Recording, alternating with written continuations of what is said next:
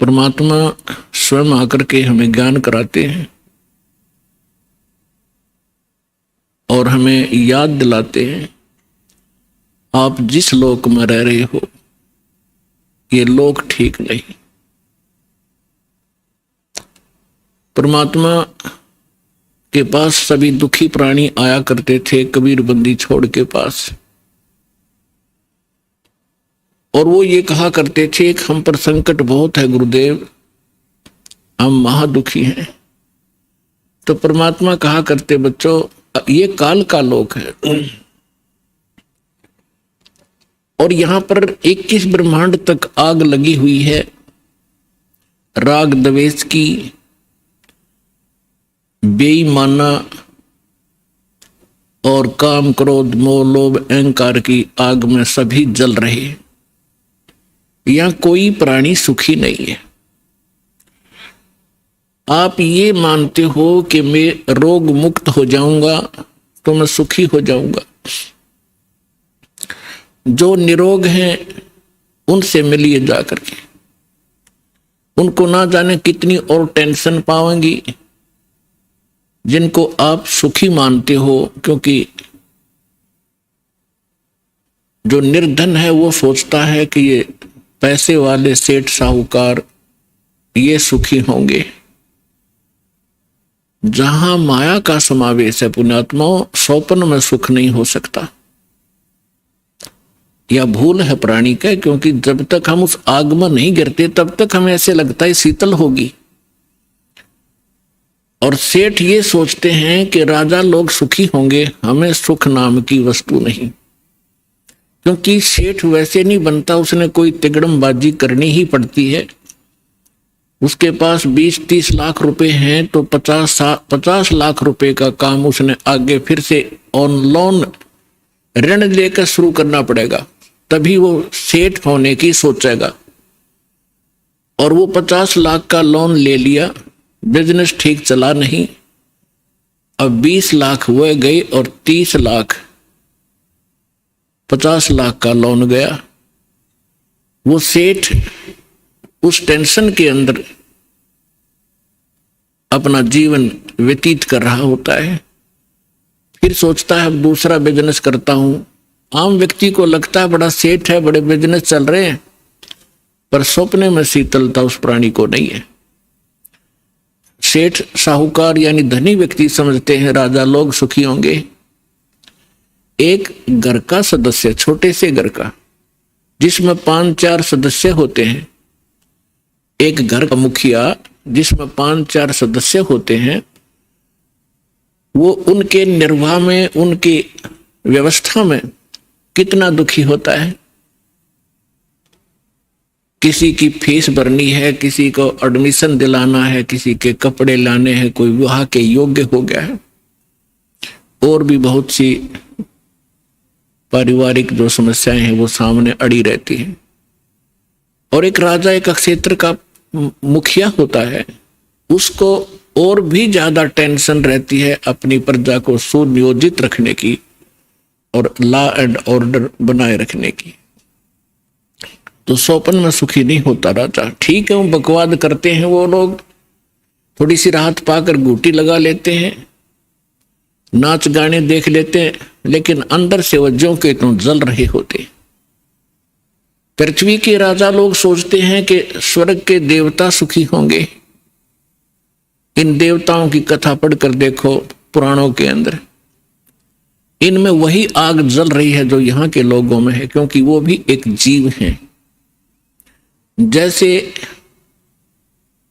कोई IAS officer लग जाता है, भले ही वो कमिश्नर लग जाता है, DC लग जाता है, वो है तो जीव, मनुष्य ही, उसके अंदर सब विकार विद्यमान है जो एक गरीब व्यक्ति में, आम नागरिक में है। काम क्रोध मोह लोभ अहंकार, उससे भी वो सड़ रहा है। बेसिक वो अधिकारी बन गया है, साहब बन गया है, लेकिन उसके ऊपर जो आपदाएं हैं, प्राकृतिक दुख हैं, ज्यों के त्यों बने हुए हैं। इसी प्रकार वो देव समझो, और देवता लोग समझते हैं कि इंद्र सुखी होगा, वो देवताओं का राजा है। इंद्र की कथा पढ़कर देखो कितनी बार राजा इंद्र जो है राक्षसों के साथ युद्ध में हार जाते हैं, जंगलों में समय व्यतीत करते हैं, और फिर क्या होता है, इंद्र का राज भोग के, इंद्र के राज को यानी अपना समय पूरा करके देवताओं का राजा, स्वर्ग का राजा मृत्यु को प्राप्त होता है, और मृत्यु के उपरांत वो गधे की योनि से 84 लाख योनियों को प्रारंभ करता है। तो परमात्मा कबीर जी बताया करते थे, भाई तन दर सुखिया कोई ना देखा, जो देखा सो दुखिया हो, उदय अस्त की बात करते हैं, मन सबका किया विवेक का हो, सबका किया विवेक का हो। तन दर सुखिया कोई ना देखा, जो देखा सो दुखिया हो, उदय अस्त की बात करते हैं, मन सबका किया विवेक का हो, सबका किया विवेक का हो।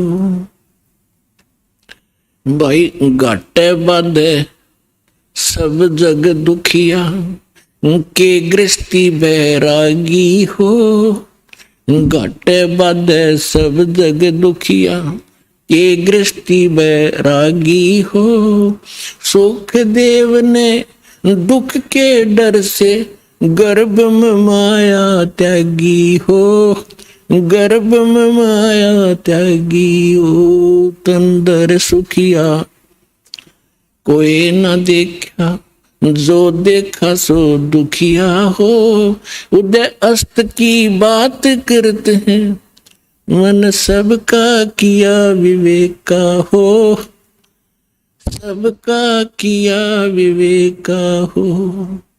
भाई जंगम दुखिया, ये जोगी ही दुखिया, तपस्वी को दुख दूना हो, जंगम दुखिया, जोगी दुखिया, तपस्वी को दुख दूना हो, आशा तृष्णा सब में व्यापे, कोई महल ना सुना हो, कोई महल ना सुना हो। तंदर सुखिया कोई ना देखा, जो देखा सो दुखिया हो, उदय अस्त की बात करते हैं, मन सबका किया विवेक का हो, सबका किया विवेक का हो।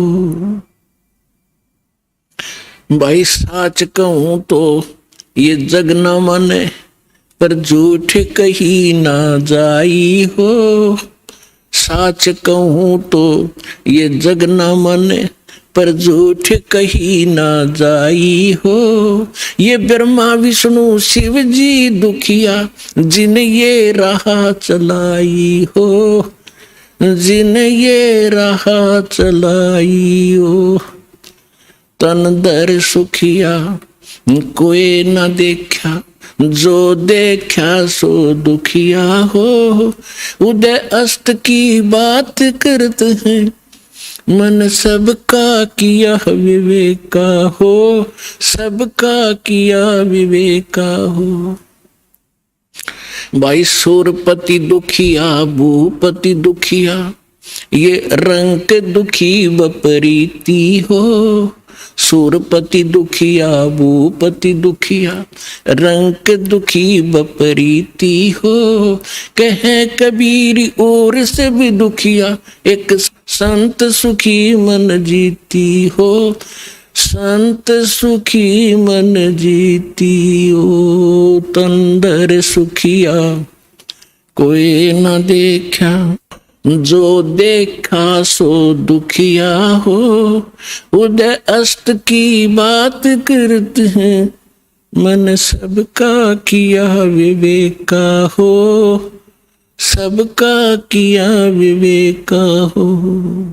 सूरपति दुखिया भूपति दुखिया, ये रंग दुखी बपरीती हो, सुरपति दुखिया भूपति दुखिया, रंग दुखी बपरीती हो, कहे कबीरी और सब दुखिया, एक संत सुखी मन जीती हो, संत सुखी मन जीती हो, तन दर सुखिया कोई ना देखा, जो देखा सो दुखिया हो, उदय अस्त की बात करते हैं, मन सबका किया विवेका हो, सबका किया विवेका हो। अब परमात्मा कबीर जी बताया करते थे, बच्चों जिस लोक में आप रह रहे हो यहां सुख नाम की वस्तु नहीं है। इस झूठे सुख को ही आपने सुख मान लिया, हल्के दुख को आप सुख मान बैठे हो। अन्य की तुलना में आप पर कम आपत्ति है, आप उसे सुख मान बैठे हो। इस 21 ब्रह्मांड में सुख नाम की चीज नहीं है। क्या बताते हैं परमात्मा कि भाई घाटे बाद सब जग दुखिया, और के गृहस्थी बैरागी हो। अपने आत्माओं, हमारा दुर्भाग्य रहा कि हमें ऐसे नकली गुरु धर्म गुरु प्राप्त हुए जिनको अपने सिलेबस का भी ज्ञान नहीं। वो टीचर कौन से खाते के। वैसे तो ये वर्ण बाद में बने हैं, हम सभी एक ही थे, ना कोई ब्राह्मण था, ना क्षत्रिय, ना शूद्र, ना वैसे, सभी भाई बहन थे। फिर इन्होंने अपने वर्क डिवाइड कर लिए। एक भाई ने यानी एक कुछ व्यक्तियों ने मिलकर कहा भी आप शिक्षा ग्रहण करो और सदग्रंथों को समझो और इस ज्ञान को हमें बताओ। तो उनको पंडित कहने लगे जो सदग्रंथ पढ़ा करते थे और सुनाया करते थे। वो थे स्टार्ट में हम एक ही, हमारा गोत्र है। बाद में हम बढ़ते चले गए, आगे चल के हमारे वंश के नाम से कुल का गोत्र बनता चला गया, कुल गोत्र। तो उनको जो पंडित बने उनको पूरी छूट दे दी कि हम तुम्हें तुम्हारा सारे परिवार का खर्चा भी देंगे पूजा रूप में, आप इन सदग्रंथों को पढ़िए और हमें बताओ। ऐसा ही प्रारंभ हुआ। अब परमात्मा ने आके बताया है कि गुरु बिन वेद पढ़े जो प्राणी, और समझ अनुसार रहे ज्ञानी, गुरु बिन काहु न पाया ज्ञाना, जो थोथा भूछड़े मोड किसाना। तो इन ऋषि महर्षियों को कोई सतगुरु मिले नहीं, और सतगुरु स्वयं परमात्मा आए लीला करने के लिए, वो हमने सुहाए नहीं। जैसे क्या होता है, जैसे किसी ने थोड़ा सा बोलन की शैली ठीक कर ली और 10-20 श्लोक गोट लिए, वेद या गीता या कोई वाणी पढ़ ली किसी संत की, तो आम स्थान पर खड़ा होकर वो 100-200 व्यक्तियों को प्रभावित कर सकता है अपने प्रवचन के बोलने की शैली से, लेकिन उसके पास कख नहीं है। जब तक सदग्रंथों का संपूर्ण ज्ञान ना हो और कंप्लीट वे ऑफ वर्शिप यानी पूर्ण भक्ति विधि ना हो, तो ज्ञान भी एक आने का नहीं। परमात्मा कहते हैं गोरख से ज्ञानी गणेश सुख दे जति जहान, और सीता सी गो भारिया संत दूर स्थान। फिर परमात्मा कहते हैं कि श्रोता कोट अनंत है और वक्ता कोट अनंत और दानी कोट अनंत है, पर बिरले साधु संत। तो जो प्रसंग चल रहा है कि परमात्मा हमें बताया करते थे, वो स्वयं आकर के ज्ञान दिया करते थे, तो हमें आज तक ज्ञान प्राप्त ही नहीं था। हमने इस झूठे सुख को सुख मान लिया। जैसे एक व्यक्ति के 3 पुत्रों में से एक की मृत्यु होगी, अब पुत्र मरो चाहे पुत्री, पत्नी मरो चाहे पति, दुख तो भारी होता है। अब जिनके साथ हम कितने प्यार से लाड से रह रहे हैं, हम इतने ढीठ हैं, दुख चाहे इनसे भी ज्यादा आ जाओ पर मरे नहीं, हमारी मृत्यु ना हो तो हम इस दुख में भी देख लेंगे, देखी जाएगी जैसे भी होगा। लेकिन ये दुख भी फिर मृत्यु भी, तो ये दोनों कष्ट यहां पर बने रहेंगे। तो उसके एक पुत्र की मृत्यु होने से बुरा हाल था, ना खा रहा था ना पी रहा था, सारा परिवार रो रहा था। शोक व्यक्त करने के लिए कुछ व्यक्ति जाते हैं, उनमें से एक व्यक्ति ऐसा था जिसका एक ही पुत्र था, वही मृत्यु को प्राप्त हो चुका था कई वर्ष पूर्व। तो सांत्वना देने वालों ने कहा कि देख भाई, यहाँ तो मृत्यु एक ना एक दिन सबकी आनी है, और देख इसको देखकर जी ले, इसका एक ही पुत्र था और उसी की मृत्यु होगी, ये भी अपना समय व्यतीत कर रहा है।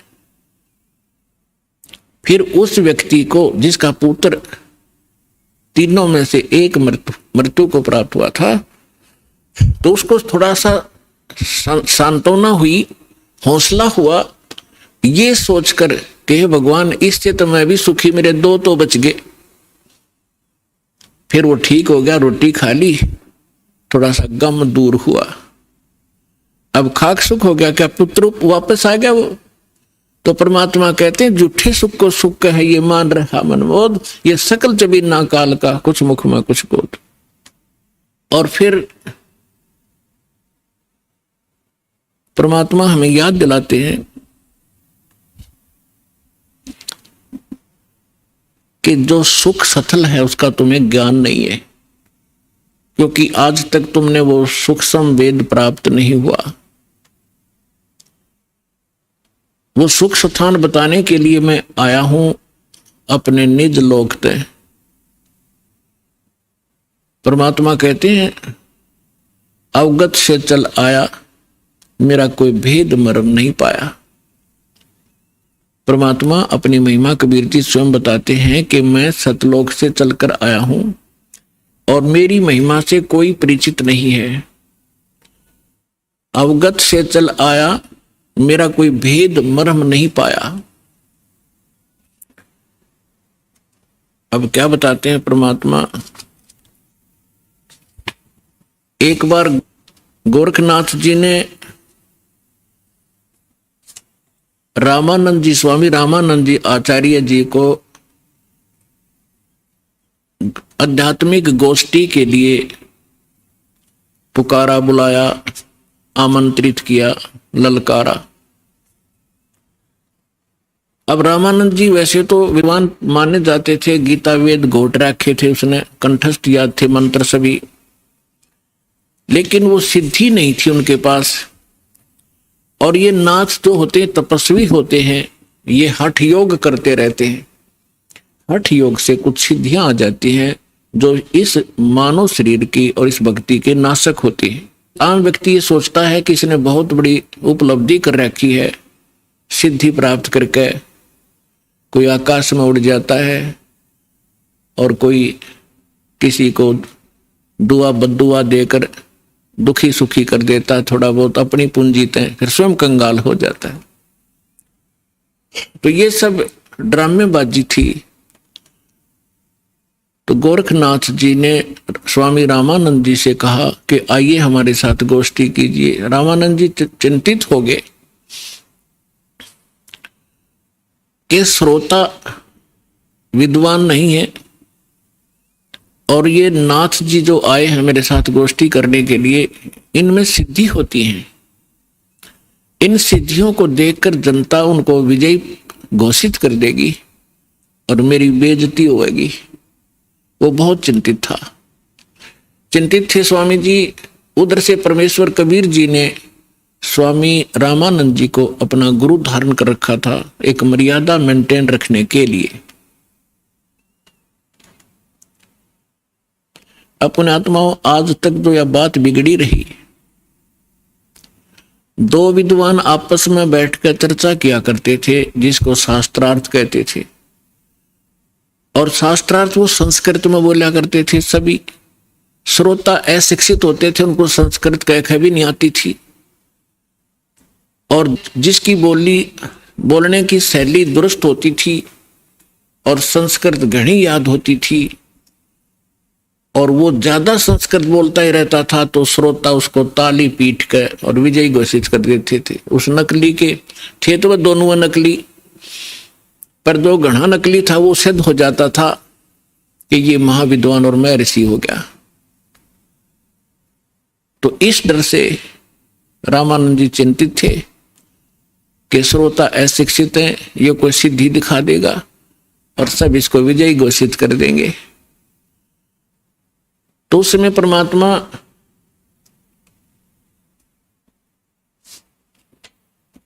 कबीर जी जब अपने गुरुदेव के आश्रम में पहुंचे,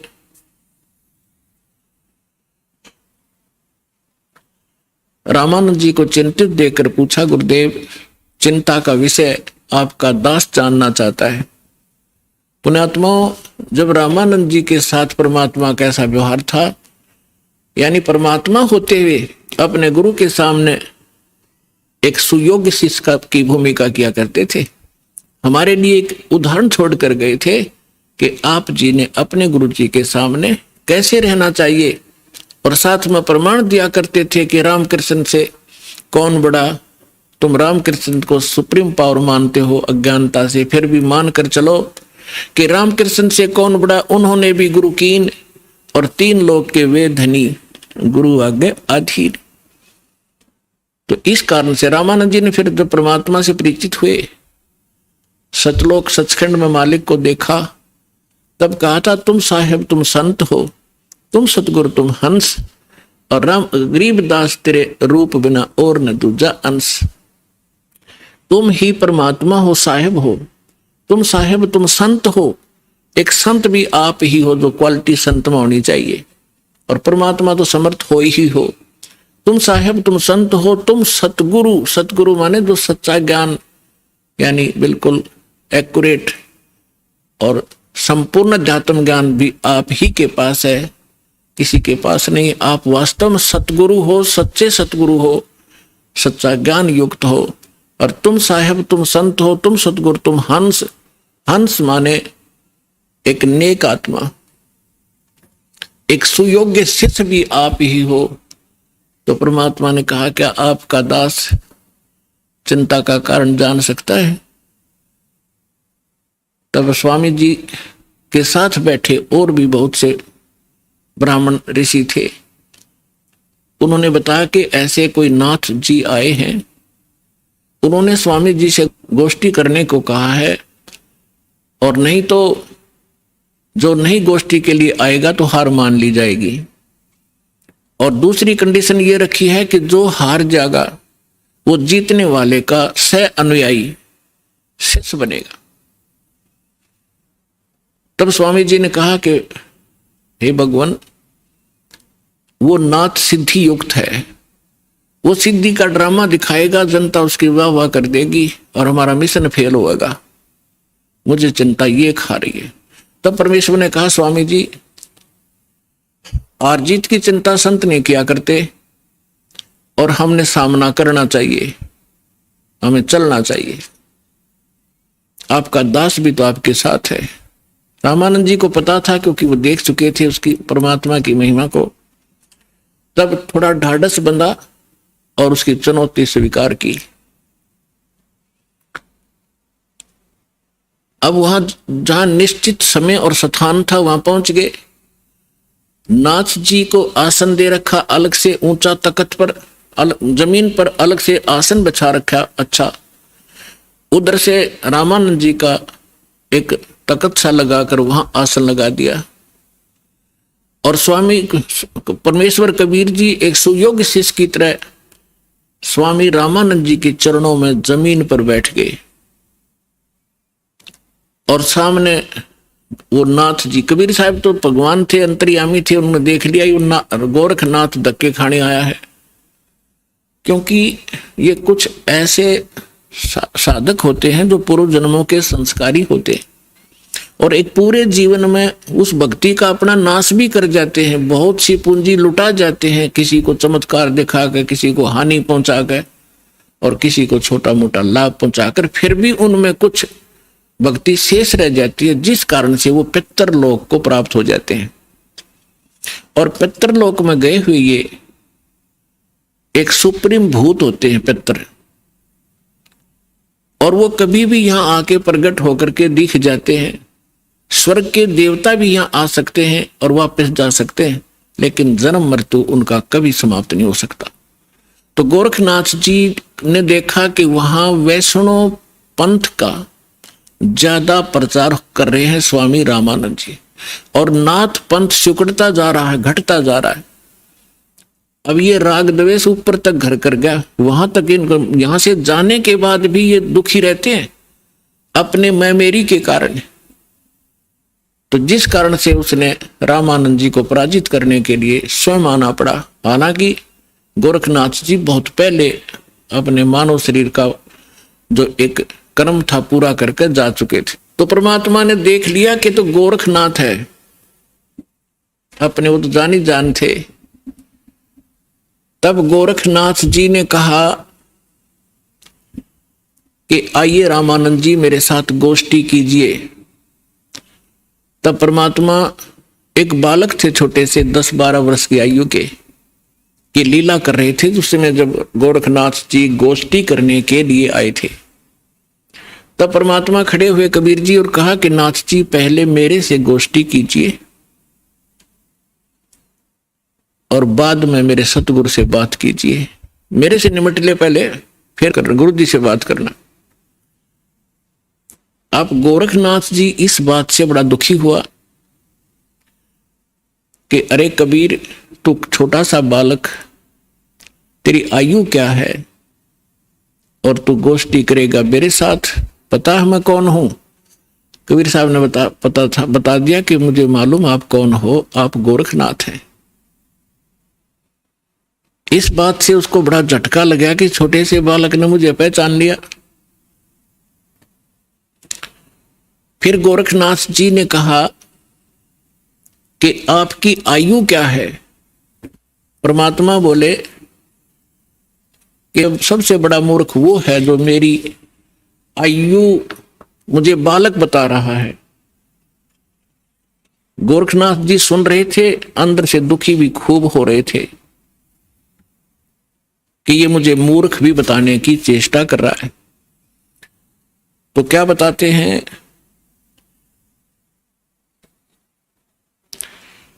अब परमात्मा की महिमा वाणी में लिखा है, वो थोड़ा पढ़ के सुनाता हूं आपको। योगी गोरखनाथ प्रतापी, तासों तेज पृथ्वी कापी, काशी नगर में 100 पग धरही, रामानंद से चर्चा करही। चर्चा में गोरख जय पावे, कंठी तोड़े तिलक छुड़वावे। सत्य कबीर शीश जो भयऊ, ये वृंतांत सो सुन लेऊ। गोरखनाथ के डर के मारे, बैरागी नहीं बेख संवारे।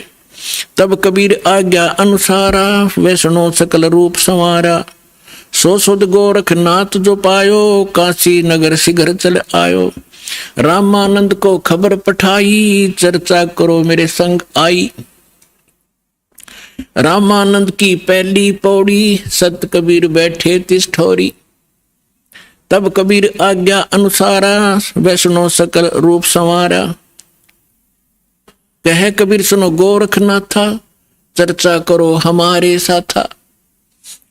प्रथम चर्चा करो संग मेरे, पीछे मेरे गुरु को टेरे।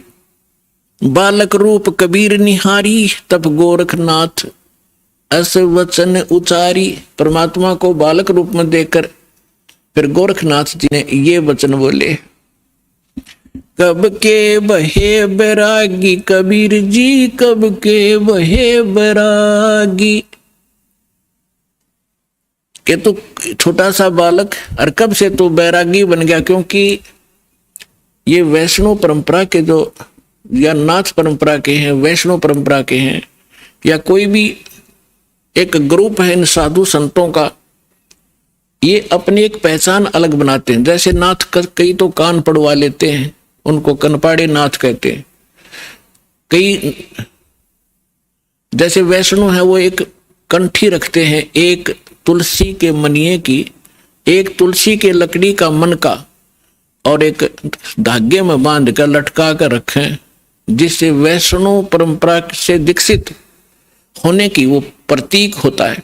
और एक लंबा सा तिलक लगाते हैं, टिक्की लगाते हैं, और जैसे साधु संत एक हाथ में फावड़ी रखते थे, ऐसे बैठकर साधना करते हैं उसके हठ योग के लिए। नीचे एक टी टाइप की एक लकड़ी का डंडा सा होता है, अंग्रेजी के अक्षर टी टाइप। तो परमात्मा रामानंद जी के शिष्य थे, उस दिन जानबूझकर एक साधु संत का रूप बनाकर, जैसे वैष्णव संत साधु भक्त होते हैं, कंठी गले में तिलक पूरा लगा रखा और टोपी पहन रखी और कंठी माला सुमरनी और वो सारा कुछ ले रखे, फावड़ी सी। अब परमात्मा बोले मेरी उम्र बताऊं क्या है। राम, ये नाथ जो होते हैं भगवान शंकर के पुजारी होते हैं, तो क्या बताते हैं कबीर जी, नाथ जी हम जब के बहे बैरागी, मेरी आद अंत सुध लागी, धू कार आद का मेला, नहीं गुरु कोई नहीं था चेला, जब का तो हम योग उपासा, तब का फिरूं अकेला, धरती नहीं जद की टोपी दीनी, और ब्रह्मा नहीं जद का टीका, और शिव शंकर से योगी ना थे, तब तब का जोड़ी सिक्का, द्वापर की हम करी फावड़ी, त्रेता का हम झंडा, सतयुग मेरी फिरी दुहाई, मैं कलयुग फिरूं नौखंडा, गुरु के वचन साध की संगत, अदर अमर गर पाया, कह कबीर सुनो हो गोरख, हम सबको तत्व लखाया। अब गोरखनाथ जी ने जब ये सुना तेरा शंकर भी ना था तब का मैं हूं, मेरी इस शरीर को देखकर आप मेरी आयु का एस्टिमेट नहीं लगा सकते। तो परमात्मा क्या बताते हैं, जो बूझे सो बावरा, भाई क्या है उम्र हमारी, असंख्य युग पर ले गए हम तब के ब्रह्मचारी, कोटि निरंजन हो गए ये परलोक सिधारी, हम तो सदा महबूब हैं स्वयं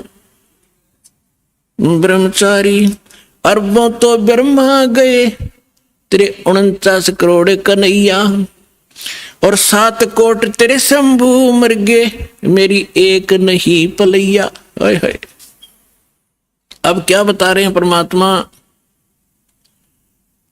कि ये ज्योत निरंजन जो ब्रह्मा विष्णु महेश का पिता, जिसको गीता अध्याय नंबर 15 के श्लोक नंबर 16 में सरपुरुष कहा है, सरपुरुष अक्षर पुरुष 2 पुरुष बताए, तो ये 21 ब्रह्मांड का स्वामी ये ज्योत निरंजन है, ये काल है, ब्रह्मा विष्णु महेश का पिता है। तो परमात्मा कहते हैं करोड़ों तो ये निरंजन मर गए, इसके भी करोड़ों जन्म हो लिए,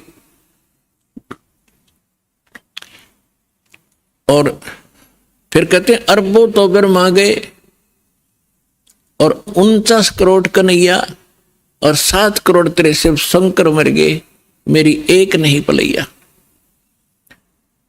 अपने आत्माओं इस एक एक शब्द परमात्मा का बहुत गूढ़ रहस्य रखता है।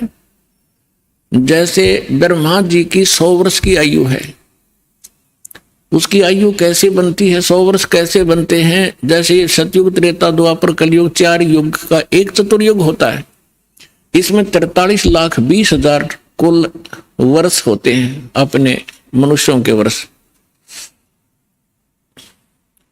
और ऐसे ऐसे 1000 चतुर्युग का ब्रह्मा जी का दिन, इतनी ही रात्रि, फिर 30 दिन रात का 1 महीना और 12 महीने का वर्ष, ऐसे बने हुए, और फिर 100 वर्ष की आयु ब्रह्मा जी की। ब्रह्मा जी की से 7 गुना विष्णु जी की आयु अधिक है, और विष्णु जी से 7 गुना शंकर भगवान की। तो यहां परमात्मा क्या बता रहे हैं, अरबों तो ब्रह्मा गए, 49 करोड़ कन्हैया तेरे विष्णु जी, और 7 करोड़ तेरे शंभू मर गए, मेरी एक नहीं पलैया, मेरे जीवन की एक पल भी नहीं घटी। अर्थात परमात्मा अविनाशी हैं और ये बता रहे हैं कि तेरे ब्रह्मा विष्णु महेश भी नाशवान है। इस बात नाथ जी दुखी हो गए कि ये हमारे भगवानों को अजरो अमर है, ये तो इनको नाशवान बता रहे हैं। तो परमात्मा कहते हैं एक ना भूला दो ना भूली, भूली सब संसारी, सबका बोल पट दिया। मेरे साथ दो भाई, मैंने सब जग भूला पाया। इसी भूल में ब्रह्मा भूला जिन ये वेद सरसाया, और वेद पढ़ के पंडित भूले मर्म भेद नहीं पाया। इसी भूल में विष्णु भूला जिन वैष्णव पंथ चलाया, और वैष्णव पंथ चलाया। इसी भूल में शिव शंकर भूले जिन भिक्षुक पंथ चलाया, और सिर पर जटा हाथ में खप्पर घर घर अलग जगाया। मेरे साथ दो भाई, मैंने सब जग भूला पाया। इसी भूल में विष्णु भूले जिन वैष्णव पंथ चलाया, और तीर्थ व्रत का बड़ा महात्म बहुविध जीव फंसाया।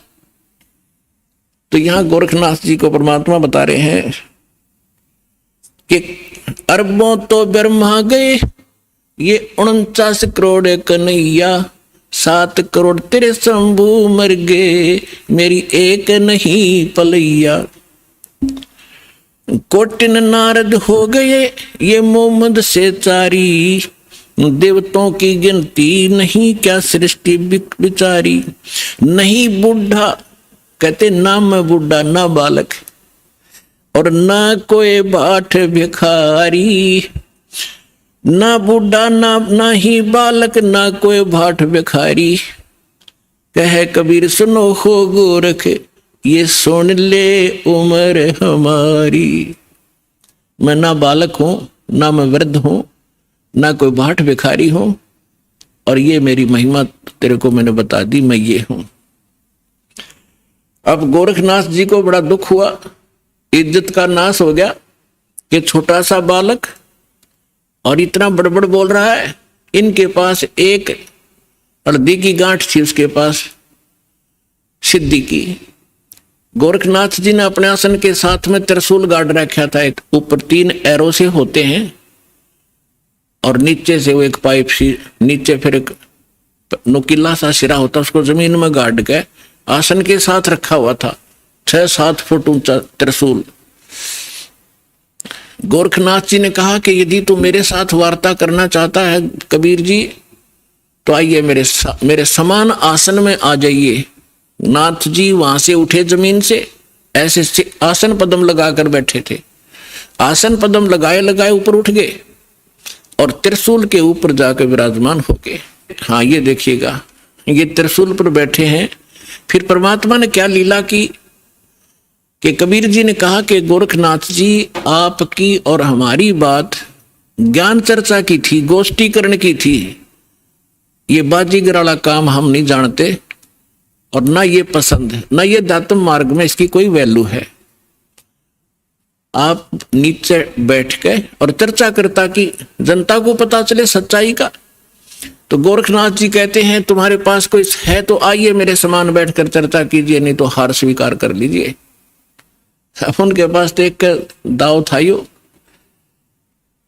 तो परमात्मा बोले अच्छा ठीक है। कबीर साहब बचपन से ही जुलाहे का काम करने लगे थे, और जेब में एक चरखे के ऊपर ये माताएं काटा करती थी। एक रील बन जाया करती, इतनी मोटी कच्चे धागे की, 100-150 फुट लंबा तार होता था उसका। उसी से सूत कपड़ा बनाया करते थे भगवान। वह कुकड़ी बोल रहे, हमारे देसी हरियाणा के अंदर कुकड़ी बोल रहे हैं, उसने कच्चे धागे वाली कुकड़ी। वह कुकड़ी निकाली जेब मत, वह रील धागे की, और एक सिरा पकड़ लिया और उसको ऐसे छटक दिया परमात्मा ने। वो धागा सीधा खड़ा होगा, स्ट्रेट परपेंडिकुलर, 150 फुट उसका अंतिम सिरा आकाश में, 150 फुट पर। परमात्मा वहां से उठे और उस धागे के अंतिम सिरे पर जाकर बैठ के 150 फुट ऊपर। अब गोरखनाथ जी से कहा कि नाथ जी आइए, राजा मेरे बराबर में बैठकर चर्चा कराएंगे, यहां आ जाइए। अपने आत्माओं, ऐसी बात नहीं थी कि गोरखनाथ जी आकाश में और ऊपर नहीं जा सकते थे, वो तो और ऊपर भी जाते थे, स्वर्ग में भी, उस पितरलोक में भी चले जाते थे। लेकिन समर्थ के सामने सिद्धियां समाप्त हो जाती हैं। जैसे ये घड़ी बना रखी है, अब इसकी सिद्धि बना दी कारीगर ने, इंजीनियर ने, कि ये अपने आप चल घूम रही है और इसके सामने चुंबक खड़ा कर दो 1 फुट दूर, ये जाम हो जाएगी, आगे नहीं सरकेगी, वहीं खड़ी हो जाएगी। तो वो समर्थ आ बैठे, उसी से प्राप्त करके छोटी मोटी खिलौने खेल रहे होते हैं और प्रभु पाक जाते हैं। उस परमात्मा ने उसकी सारी सिद्धि कैंसिल कर दी। उठना चाहा था ऊपर को और जमीन पर ऐसे गड़ा धर्म देसी, सारा शरीर बोला, जान गया गोरखनाथ कि आज तेरी सिद्धि नहीं काम करेगी। अब गोरखनाथ ऐसे बैठा जैसे पैरालाइसिस हो जाता है इंसान को, टस मस नहीं हो पा रहा। तब गोरखनाथ जी ने कहा कि आ जाओ कबीर जी, नीचे आ जाओ, अब मैं समझ गया आपको, अब चर्चा करेंगे। तब परमात्मा ने उनको ज्ञान समझाया कि ये बालका के ड्रामे मोक्ष मार्ग नहीं है। कहते जंतर मंत्र जोग निभाई, काल चक्र जम जोरा खाई, तुम हो जम की फर्दी माही। कहते हैं गोरखनाथ सिद्धि में फूल्या, गोरखनाथ सिद्धि में भूल्या और टूणे टामण हांड फूल्या, जंतर मंत्र जोग निभाई और काल चक्र जम जोरा खाई, तुम हो जम की फर्दी माही। फर्द होती है ना, जैसे कोई रजिस्ट्री करा ले कोई जमीन की, तो अब फर्द में आ गया तो सोच रहे पक्का हो गया उसका वो जमीन का टुकड़ा। तो परमात्मा कहते हैं तुम तो इस काल की फर्द में चढ़ रहे हो, काल के पक्के दूत बन गए, औरों को भगा रहे हो। अब समर्थ सामने बैठा, गोरखनाथ जी को अपनी सिद्धि पे इतना अभिमान था, कोई इसके सामने टिकने वाला नहीं था। एक बार अपने गुरुदेव के कहने से कोई चिंता थी उनको, लंबी कहानी वो हट फिर से बताएंगे। एक पहाड़ को सोना बना दिया था सिद्धि से, पहाड़ को सोना, और अपने गुरुदेव के टुकड़े हुए शरीर को जीवित कर दिया था। ऐसी सिद्धि थी। और उस समय परमात्मा के सामने वो सारी सिद्धि फेल होगी। जैसे कल आपको सुनाया था, परासिद्धि पूर्ण पटरानी सतलोक की कहूं निशानी। वो परमात्मा समर्थ है, सब सिद्धियों का से युक्त है, सिद्धियां उसकी दासी हैं, और उसी की भक्ति करके हम छोटी मोटी राहत प्राप्त करके यहाँ ऋषि और महर्षि और देवता बन जाते हैं। तब गोरखनाथ जी ने काफी कुछ समझा, लेकिन यो मन जल्दी से हार नहीं मानता। अब देखिए, ये चित्र देखिएगा, परमात्मा गोरखनाथ जी त्रिशूल पर बैठे हैं और परमात्मा ने फिर धागा फेंका ऊपर, उसके ऊपर के सिरे पर बैठ के जाके। अब ये चित्र में बहुत कम दिखाई दे रहा है, लेकिन ये बहुत बड़े, ये बनाया नहीं जा सका इतना ऊंचा, तो कबीर साहब बहुत ऊपर थे। तो गोरखनाथ जी ने कहा कि भगवान मैं एक जांच और करूंगा आपकी। परमात्मा बोले भाई वह भी कर ले, कि चलो दरिया गंगा के किनारे चलते हैं और मैं दरिया में डुबकी लगाऊंगा। यदि आप मुझे खोज लोगे दरिया में तो मैं आपका शिष्य बन जाऊंगा। परमात्मा बोले चल भाई। दरिया गंगा के किनारे बैठ के जाके गोरखनाथ जी ने गंगा में छलांग लगा दी और मछली बन गई। वहां सैकड़ों हजारों मछलियां और थी। परमात्मा ने अंदर गए और पकड़ के वाए मछली, जिस गोरखनाथ पकड़ के टीटी बाहर बैठा दिया, गोरखनाथ बना के चरणों में गिर गया, पैर पकड़ लिए गोरखनाथ जी ने कि सचमुच आप समर्थ हैं।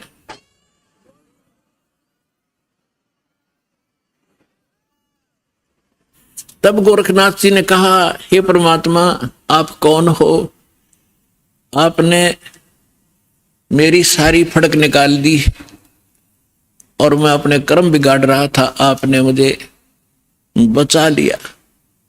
पुण्यात्माओं, ये मन है ना, ये काल का दूत है। आत्मा परमात्मा का अंश है। जब परमात्मा वहां खड़े थे, मन भाग गया, आत्मा रोए थी गोरखनाथ की। तो परमात्मा के जो सभी बच्चे हैं, ब्रह्मा विष्णु महेश भी उसी के बालक हैं। राम कृष्ण सतगुरु सहजादे, भक्ति हेत न हुए प्यादे। अब वो भी भक्ति के लिए यहाँ आए थे बेचारे, या गलत साधना करके देवता बन गए, वहां प्रभु पा के गए। अब सुने नहीं किसी की। अब उनको परमात्मा मिले थे, उनको एक बार तो उन्होंने स्वीकार किया, क्योंकि आत्मा तो सबकी भगवान के लिए तरफ रही है, लेकिन ये मन काल का दूत फिर प्रेरित कर दिया, परमात्मा से दूर कर दिया उनको। कबीर साहब कहते हैं, श्वेत भूमि का हम गए जहां विष्णु विश्वम्बर दास और हरियम हीरा नाम देकर चेला की न्यादास। हम बैरागी ब्रह्मपद सन्यासी महादेव और सोहम मंत्र दिया शिव जी को करे हमारी सेव। ऐसे ब्रह्मा जी के पास गए थे, उनको ओम मंत्र दे करके प्रथम मंत्र, क्योंकि पहला मंत्र इसलिए दिया जाता है उसकी श्रद्धा कितनी बढ़ेगी फिर आगे बढ़ा जाता है। तो फिर पहले तो उनकी तीनों की बहुत अच्छी श्रद्धा बनी, फिर बाद में इस मन ने वो प्रेरित कर दिए कि ये वैसे ही अटपट कर रहा है, कोई ज्ञान नहीं जतता इसका। ऐसे ही गोरखनाथ जी ने तब तो सारी बात मान ली, परमात्मा ने सारी कथा सुनाई, बड़ा ज्ञान सुनाया, और फिर गोरखनाथ जी उसी ज्ञान से स्वयं वक्ता बन गए। इस ज्ञान के अंदर इतनी कसक है, परमात्मा का एक अलग सा ज्ञान है। तो आम व्यक्ति भी कहीं बताने लग जाता है तो सैकड़ों व्यक्ति उससे भी प्रभावित हो जाते हैं और उसकी वाह वाह शुरू हो जाती है। लेकिन जब तक समाधान पूरा नहीं होगा तो उसका कोई फायदा नहीं। जैसे ज्ञान है किसी को, और उसने किसी को बता दिया कि आपके ये रोग है, और उसको ज्ञान हो गया उसके बताने से कि आपको ये रोग है, ऐसे ऐसे लक्षण है इसके। अब ज्ञान कराने वाले को भी पता है और जिसको रोग है उसको पता लग गया उसके बताने से। अब दवाई ना बताने वाले के पास है, औषधि नहीं है, तो दोनों व्यर्थ है। तो संत ज्ञान भी हो और उसके पास कंप्लीट कोर्स हो, तो उस ज्ञान से तो जानकारी होती है, समाधान से वो साधना से वो समाधान होता है। समाधान नहीं तो ज्ञान एक आने का नहीं, यूजलेस है वो ज्ञान। तो फिर गोरखनाथ ज्ञानी पा गया कुछ दिनों के बाद, तो उसके लिए कहा कि गोरख से ज्ञानी गणे, उसके पास मूल मंत्र नहीं था। और सुख दे जति जहान और सीता सी बहु भारिया पर संत दूर स्थान। तो गोरखनाथ जी ने पूछा, प्रभु आप कौन हो, कहां से हो? आप यहाँ आपके तो लोग जुलाहा जुलाहा करते हैं, धानक कहते हैं आपको, तो क्या बताते हैं परमेश्वर? अवधू अवगत से चल आया, मेरा कोई भेद मरम ना पाया। मात पिता मेरे कछु नाही, ना मेरे घर दासी, जुल्हाए का सुत आण कहाया, जगत करे मेरी हासी। मात पिता मेरे कछु नाही, ना मेरे घर दासी, जुल्हे का सुत आण कहाया, जगत करे मेरी हासी। ना मेरा जन्म न गर्भ बसेरा, बालक बन दिखलाया, काशी नहर जल कमल पडेरा, तहां दुलाहे न पाया। मात ना मेरा जन्म न गर्भ बसेरा, एक बालक बन दिखलाया, काशी नगर जल कमल पडेरा, तहां दुलाहे न पाया। मात पिता मेरे कछु नाही, ना मेरे घर दासी, जुल्हे का सुत आण कहाया, जगत करे मेरी हासी। पांच तत्व का धड़ नहीं मेरा, और जानू ज्ञान अपारा, सत स्वरूपी नाम साहेब का, ओ हे नाम हमारा। अदर दीप गगन गुफा में, ता निज वस्तु सारा, ज्योत स्वरूपी तेरा अलख निरंजन, वो दरता ध्यान हमारा। अगर दीप जा गगन गुफा में, ता निज वस्तु सारा, तेरा ज्योत स्वरूपी अलख निरंजन, वो धरता ध्यान हमारा। हाड चाम लहू ना मेरे, मैं हूं सतनाम उपासी, तारण तरण अव्यय पद दाता, मैं हूं कबीर अविनाशी। अब क्या बताते हैं परमात्मा कि ना तो मेरा कोई जन्म हुआ, ना मैं किसी मां के गर्भ में रहा,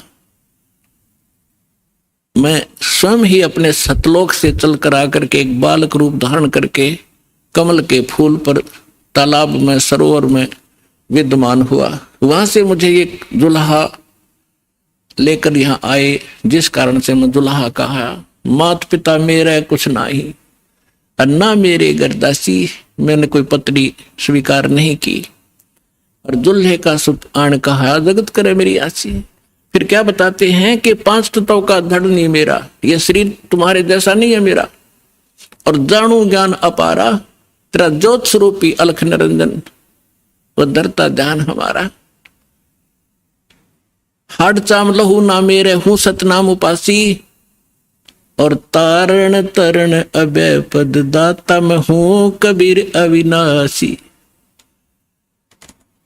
तो पुण्यात्माओं, परमात्मा की महिमा स्वयं आकर उन्होंने बताई कि मैं ना तो जन्म लेता हूं और ना ही मेरा कोई माता पिता है, मैं अवगत से चल आया, मेरा भेद मर्म ना पाया। तो परमात्मा को ना समझकर ना जानकर हम उस लाल की महिमा से अपरिचित होने के कारण अभी तक हम इन अन उपासना करके कंकर पत्थर इकट्ठे करके ये सोच रहे थे कि हमने बहुत गना भक्ति धन इकट्ठा कर लिया। तो जो प्रसंग चल रहा है उसी पर आते हैं कि हमारे जितने भी धर्म गुरु थे ये पूर्ण रूप से अज्ञानी थे, हमें तत्व ज्ञान नहीं बता पाए। और परमात्मा इस ज्ञान को हमें बताने के लिए आए थे, इन्होंने परमात्मा के उस ज्ञान को हम तक पहुंचने नहीं दिया। और परमेश्वर को एक धानक, एक दुल्हा, एक शूद्र, अशिक्षित, अनपढ़, अंगूठा छाप और देवी देवताओं का आलोचक इतना बदनाम कर दिया कि उस समय के हमारे पूर्वज परमात्मा से अंदर से नफरत किया करते थे कि ये हमारे देवी देवताओं के बारे में ऊट पटांग कहता है।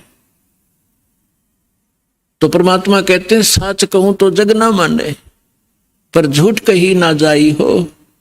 ये ब्रह्मा विष्णु शिव जी दुखिया, जिन ये राह चलाई हो। अब पुण्यात्मा, परमात्मा ने बताया है कि संसार के अंदर कोई प्राणी सुखी नहीं है। आप दूसरे के दुख से अपने हल्के दुख को और सुख मान बैठे। सुख की आपको कभी छींट भी नहीं लगी है, जिस कारण से आप उस सुख से अपरिचित हैं। और जो साधना आपने करनी चाहिए वो साधना ना करके आप भक्ति के अंदर निर्धन बने हुए हो। एक एक पैसे के लिए ना जाने कहां कहां भटकते हो, विदेशों में जाते हो। किस लिए? घनी माया इकट्ठी करूं।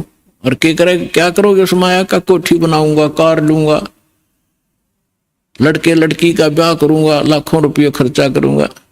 सारी उम्र कर्म फोड़े और सारा जीवन धन जोड़े, 1 मिनट में मृत्यु हो जाए वहीं छोड़े, आगे गधा और कुत्ता बनकर वहीं गलियों में दौड़े। तो खाक है ये जीवन। तो बिना ज्ञान के हम डले ढो रहे थे। तो क्या बताते हैं परमात्मा अपनी लीला अनुसार प्रत्येक युग में आते हैं और जैसा कि उनकी लीला है परमात्मा की, वो अब प्यारी आत्माओं को मिलते हैं। उनमें से किन किन को इस कलयुग के अंदर मिले भगवान? आदरणीय धर्मदास साहिब जी को, आदरणीय मुल्कदास साहिब जी को, आदरणीय नानक साहिब जी को, आदरणीय दादू दास साहिब जी को, आदरणीय गरीबदास साहिब जी गांव सुनानी जिला झज्जर वाले को, आदरणीय गीसा दास साहिब जी गांव खेखड़ा उत्तर प्रदेश वाले को। तो गरीबदास साहिब जी को परमात्मा ने एक विशेष ज्ञान दिया, जैसा कि आपको कल बताया था सत्संग में रात्रि में, कि परमेश्वर ने कहा था कि धर्मदास 12वां पंथ गरीबदास पंथ होगा और उसमें मेरी महिमा की वाणी पुनः प्रकट होएगी।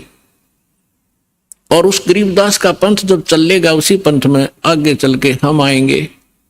और कब आएंगे? जब कलयुग 5505 वर्ष बीत चुका होगा, तब हमारी महिमा पुनः विशेष विशाल रूप से विस्तार से चलेगी और तब पूरे विश्व को पार करेंगे हम। तो गरीबदास जी ने परमात्मा के विषय में जानकारी के बाद क्या कहा है? मत दे दी है बालम याणे नू, मत दे दी है बालम याणे नू, मत दे दी है बालम याणे नू, मत दे दी है बालम याणे नू। जब ज्ञान हुआ परमात्मा के संपर्क में आने से, सचखंड देखा, भगवान के साथ रहे गरीबदास जी, ऊपर के सारे लोग देख कर आए। गरीबदास साहिब जी को गांव छुड़ाने, जिला झज्जर हरियाणा के अंदर खेतों में गऊ चरा रहे थे, 10 वर्ष के बालक थे। तब परमेश्वर अपने लीला अनुसार आए थे। दृढ़ भक्तों को, अच्छी आत्माओं को मिलते ही मिलते हैं, अपना ज्ञान सुनाते हैं। उनको वहां मिले, फिर सचखंड लेकर गए, सारे ब्रह्मांड दिखाए, ब्रह्मा विष्णु महेश की सतीथि से परिचित कराए। और धर्मराज जो यहाँ का न्यायाधीश है, परमात्मा उसके दरबार में पहुंचे। उस यहाँ के न्यायाधीश धर्मराज ने अपनी चेयर छोड़ दी, आसन छोड़कर खड़े हो गए, हाथ जोड़ के। पुण्यात्मा, अध्यात्म मार्ग एक ऐसा है, उसमें लोग दिखावा करने की आवश्यकता नहीं। जो समर्थ होगा उसके सामने वाले को तुरंत झटका लगेगा, वो समझ जाएगा कि ये प्रबल पावर है। तो एकदम हाथ जोड़कर खड़े हो गए। और कबीर साहब ऐसे खड़े हैं जैसे बड़ा अधिकारी छोटे अधिकारी को डांट लगाता है। तो गरीबदास जी ने बताया कि धर्मराज के दरबार में दई कबीर तलाक, मेरे भूले चूके हंस को तू पकड़िए मत कजाक। बोले पुरुष कबीर से धर्मराज कर जोड़, और तुम रे हंस ने पकड़ो नहीं मन 2 ही लाख करोड़। यानी अपने सामर्थ्य का प्रमाण दिया, जिसके सामने ब्रह्मा विष्णु महेश कांपते हैं धर्मराज के सामने, क्योंकि उनका भी अकाउंट वही रखता है। तो और दृढ़ हुए, ऊपर सचखंड सतलोक ले जाकर देखा, फिर वह पे छोड़ा। गरीबदास जी को मृत जानकर बालक को चिता पर रख दिया था कुल के लोगों ने। तब परमात्मा ने ऊपर के सब ब्रह्मांड दिखाकर वापस आत्मा छोड़ी, तो वो जीवित हो गए। उसके बाद ये अमृतवाणी की वर्षा करने लगे। तो ज्ञान हुआ जब कहते हैं आत्मा रो रही है कि हे परमात्मा, हम तो इस मन के साथ बांध दिए, ये अनाड़ी है, अच्छी वस्तु को ग्रहण नहीं करता, नकली की तब बता दे भाग्या जाएगा। अब किसी ने कह दिया आजा भजन कर ले, भक्ति कर ले, नो का टाइम नहीं, और उसको ये कह दे चल वहां सर्कस आ रहा देखेंगे, चल जब बरसात हो ले कि तरागनी कंपटीशन हो रहा, रात में भी जा खड़ा होगा वहां पर सांग सिनेमे में, तभी 3-3 4-4 घंटे लगा देगा। तो इस मन की आदत बकवाद करने की है, क्योंकि ये काल का एजेंट है, ये शुभ नहीं कर सकता, अशुभ करवाता है। तो अब आत्मा रो रही है। जब ज्ञान हुआ तो क्या कहती है, क्योंकि ये मन इसका कंट्रोलर बना दिया काल ने। और अब आत्मा क्या कह रही है, मत तो दे दी है बालम याणे नू, मत दे दी है बालम याणे नू, मत तो दे दी, मत तो दे दी है बालम याणे नू, मत तो दे दी है बालम याणे नू। गीता और भागवत पढ़े नहीं बूझे शब्द ठिकाने नू, गीता और भागवत पढ़े नहीं बूझे शब्द ठिकाने नू, मन मथुरा दिल द्वारका नगरी, कहाँ फिरे बरसाने नू, मैं तो दे दी, मैं तो दे दी है बालम याणे नू, मैं तो दे दी है बालम याणे नू, मैं तो दे दी।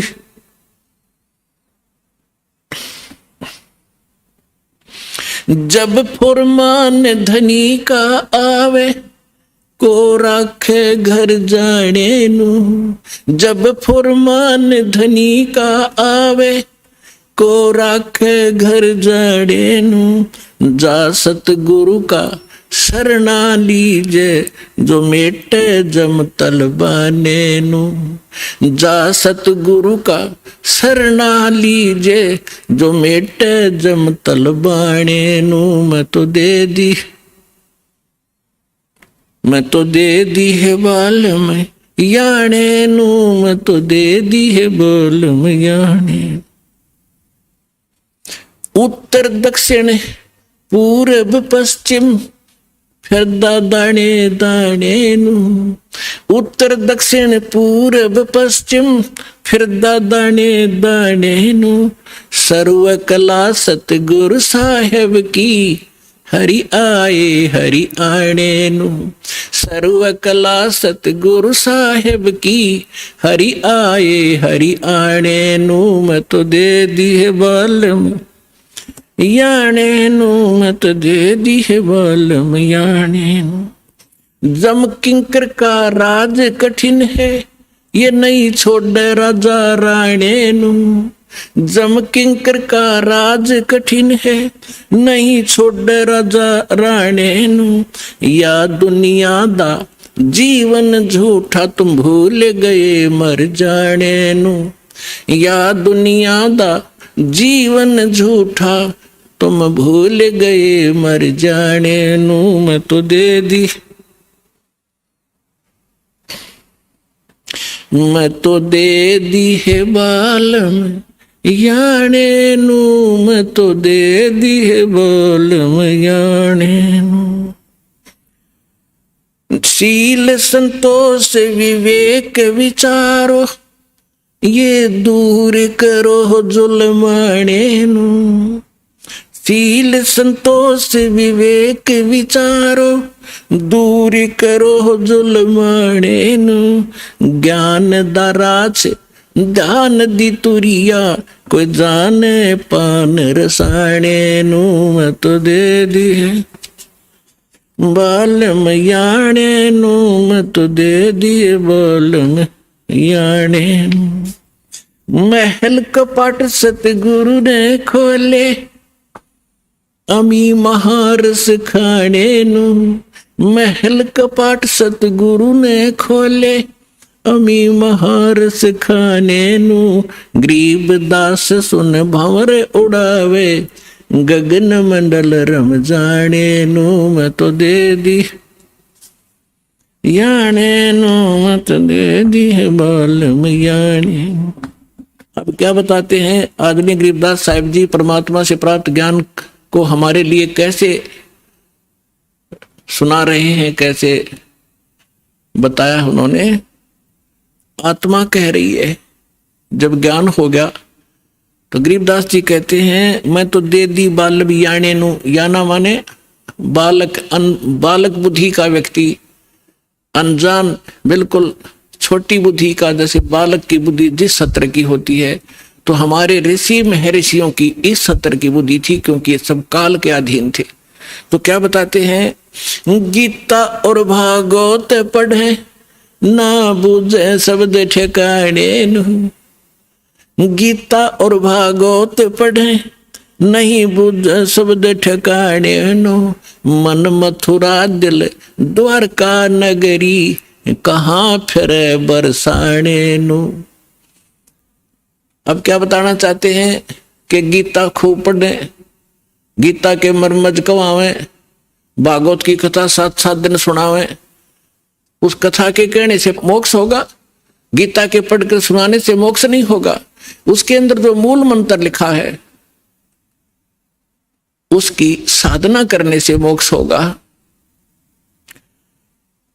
अब गीता और भागवत पढ़े न बुझे शब्द ठिकाने नु, यानी जो सही मंत्र है, गीता श्रीमद् भगवद गीता में ओनली 1 मंत्र है जो ब्रह्म साधना का है।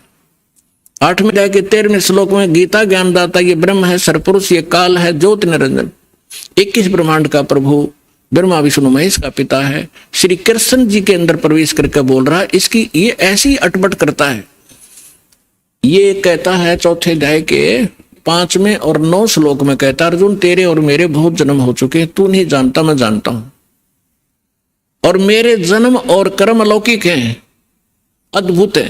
तो ये सामने नहीं आता, इसने कसम खा रखी है, प्रतिज्ञा कर रखी है, मैं कभी किसी को अपने ओरिजिनल रूप में दर्शन नहीं दूंगा। तो ये क्या करता है, किसी में प्रवेश करके प्रेत की तरह जो कुछ करना करवाना उससे करवा जाता है और पाप उसके सिर पर धर देता है। तो यहां क्या कह रहा है वो, तो गीता अध्याय नंबर 8 के श्लोक नंबर 13 में कहा कि मेरा एक ओम अक्षर है, ओम इति एकाक्षरम ब्रह्म विहारण माम अनुस्मरण और ये प्रयाति तदन देहम सयाति परमाम गति, मेरा केवल एक ओम मंत्र है, नथिंग एल्स। और जो इस ओम नाम के जाप का अंतिम सांस तक, शरीर छोड़ने तक सिमरण करता हुआ, छोड़ता हुआ भी सिमरण करता हुआ जाता है, तो ओम से मिलने वाली परम गति यानी ब्रह्मलोक की प्राप्ति कर सकता है। गीता अध्याय नंबर 17 के श्लोक नंबर 23 में फिर इसने स्पष्ट कर दिया है कि उस सच्चिदानंद घन ब्रह्म की भक्ति का मुझे ज्ञान नहीं है, लेकिन सांकेतिक बताता हूं, वो 3 मंत्र का जाप है। ओम तत्सत इति निर्देश ब्रह्मण त्रिवेद समर्थ है, तो उसके पाने का ये 3 मंत्र का जाप है। तो यहां गरीबदास जी समझाना चाहते हैं, गीता और भागवत पढ़े न बुझे शब्द ठिकाने नु, ठिकाने माने जो सही मंत्र है, तो वो गीता का पाठ करें और कति कंठस्थ याद कर लें पूरे पूरे अध्याय, और जाप जप हरे कृष्ण कृष्ण कृष्ण हरे हरे राधे राधे श्याम मिला दे, कोई बात हुई है? फिर गीता किस लिए पढ़ रहे हो तुम? तो यहां परमात्मा कहा करते थे, मोती मुक्ता दर्शत नाही, ये जग है सब अंदरे, दिखत के तनैन चश्म इनके फिरा मोतिया बंदरे। किसी को मोतिया बिंद का रोग हो जाए, आंखों में आंख बड़ी साफ दिखाई देती है, जैसे किसी ने बहुत घना दिखता होगा, उसको दिखता कुछ नहीं। तो ऐसे ही विद्वान थे, संस्कृत के सब ग्रंथ के ग्रंथों को कंठस्थ याद कर लेते थे, लेकिन उसमें लिखा क्या है, उसमें मार्गदर्शन क्या है, इनको कख भी पता नहीं था। इसलिए परमात्मा ने कहा है कि दिखत के तन्नैन चश्म, दिख विद्वान और इनका फिरा मोतिया बिंद्रे।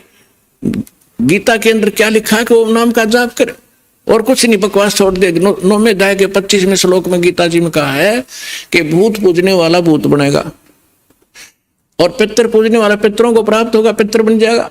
देवताओं का पूजने वाला देवताओं के लोक में जाएगा, उनका नौकर लगेगा, और मेरा पुजारी मुझे प्राप्त होगा। और उस परमात्मा की भक्ति को संत बताएगा। 4 अध्याय के 34वें श्लोक में कहा है। तो ये श्राद्ध भी मना कर रखे, भूत पूजा है, श्राद्ध भूत पूजा है, पितृ पूजा है। अरे ये हमारे देवता या गुरु हमारे यही करवा रहे, हमारे से सारे भूत पूज के भूता बनवा दिए। अब परमात्मा ने सूक्ष्म वेद में बताया है कि राम रमय सो राम है, देव रमय सो देव, और भूत रमय सो भूत है, सुनो सकल सुरभेव। और ये हमें ये साधना करवा के हमारे पूर्वजों को मिट्टी में मिला दिया। अब क्या बताना चाहते हैं कि गीता और भागवत पढ़े, न बुझ शब्द ठिकाने नु, और मन मथुरा दिल द्वारका नगरी, कहा फिर बरसाने नु। देख कांडले द्वार रखे हमारे से। क्या कहते हैं, मथुरा में किस लिए जाते हो? कि भगवान श्री कृष्ण की यहाँ रज चरण की रज डली हुई थी, और वहां जाने से मोक्ष होगा। गोवर्धन पर्वत को परमात्मा ने उठाया था, उसकी परिक्रमा करो गिरिराज की, मोक्ष हो जाएगा। भले आदमियों, पहले तो ये सोचो कि गोवर्धन गिरिराज को किस लिए उठाया था श्री कृष्ण जी ने? वो श्री कृष्ण जी ने कहा था इन देवताओं की पूजा छोड़ दो, एक भगवान की भक्ति करो, जैसा श्री कृष्ण जी को ज्ञान था। और फिर इवन देवताओं के राजा इंद्र की भक्ति भी बंद करवा दी, उसकी कढ़ाई कराया करते हुआ बंद करवा दी। इंद्र को क्रोध हुआ, ब्रज को डबोना चाहा, तब परमात्मा को याद करके, क्योंकि रामकृष्ण सतगुरु सहजादे कबीर भगवान के बच्चे हैं ये भी, और हमसे ज्यादा शक्तिशाली हैं, बड़े भक्ति युक्त से तभी थे उच्च पद को प्राप्त है। तो परमात्मा इनकी भी मदद करता जब ये हृदय से पुकारते हैं। और परमात्मा यही चाहते हैं कि ये जो आन उपासना हटे। तो श्री कृष्ण जी ने वो इसलिए गिरिराज उठाया था कि आन उपासना, देवी देवताओं की भक्ति बंद कर दो। और ये हमारे गुरु ये फिर वही करवाने लग रहे जो श्री कृष्ण जी बना किया करते थे, खा के इनको ज्ञान। अब श्री कृष्ण जी उस मथुरा ने छोड़कर द्वारका में गए थे। अगर वही पवित्र धरती होती और वहीं से मोक्ष होता तो वो द्वारका क्यों गए? तो गरीबदास सूक्ष्म वेद में कहा है कि भूमि भरोसा डूब है और कल्पत है त्यों देव। इस भूमि के जो आधार से आप ये मान बैठे हो कि मथुरा में जाने से और जीव का कल्याण होगा, या काशी में ही मोक्ष प्राप्त होता है, या भूल है आपकी? क्या बताना चाहते हैं कि मुक्ति खेत मथुरापुरी, वह कीन्या कृष्ण कलोल, और कंस केसी चाणूर से वह फिरते डामाडोल। कर्म प्रधान है, जैसे कर्म करोगे चाहे मथुरा में करो चाहे काशी में करो, कर्म का फल मिलेगा, धरती कुछ लाभ नहीं देगी।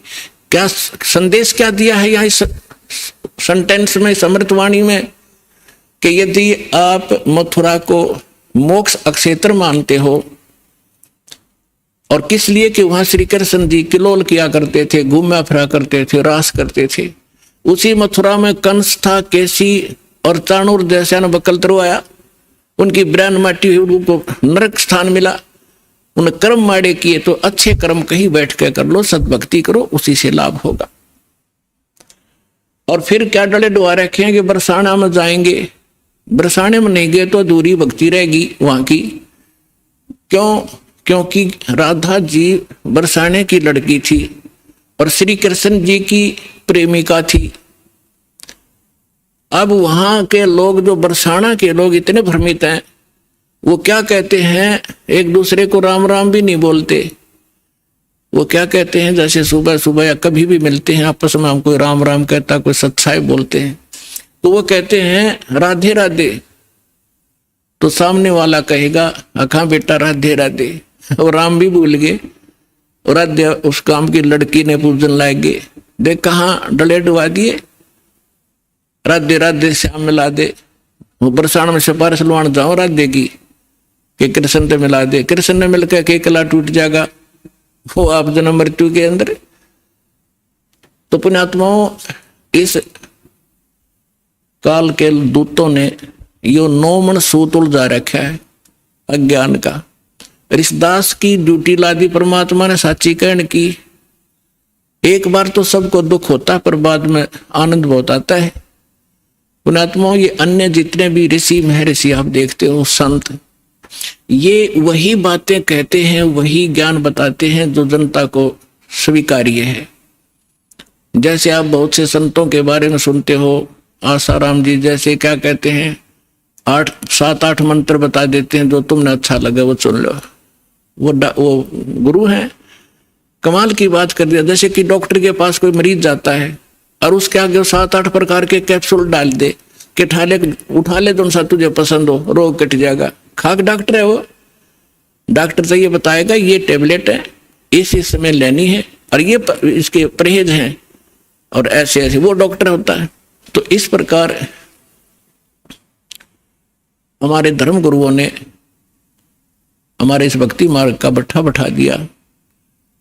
पुण्यात्मा, जैसे एक हमारे यहाँ भी वो एक वृद्ध है, 60 साल वर्ष का था, सन 2000 की बात है। हम यात्रा पर गए थे परमात्मा के वो मगर देखने के लिए बच्चों को, क्योंकि उसमें थोड़ी संगत थी। इनको दिखाकर काशी में लहर तारा तालाब दिखाया, इनको ये दृढ़ हुए, फिर उन्होंने लाखों को दृढ़ कर दिया कि सचमुच हम देख कर आए हैं। बाकी वहां जाना सिर्फ मोक्ष नहीं, लेकिन अपना तीर्थ स्थल, अपना विश्वास दृढ़ करने के लिए हम गए थे। तो रास्ते में एक्सीडेंट हो गया किसी कारण से, जिस बस में वो बूढ़ा बैठा था उसकी टांग फ्रैक्चर होगी। यहाँ किसी डॉक्टर को दिखाया, वो जहाँ पुराने आश्रम में रहा करता था, उसको क्या किया, जैसे डॉक्टर ने से कह दिया हमने कि इसकी वहां पट्टी लगाया होगा, डॉक्टर कंपाउंडर ने भेज दे।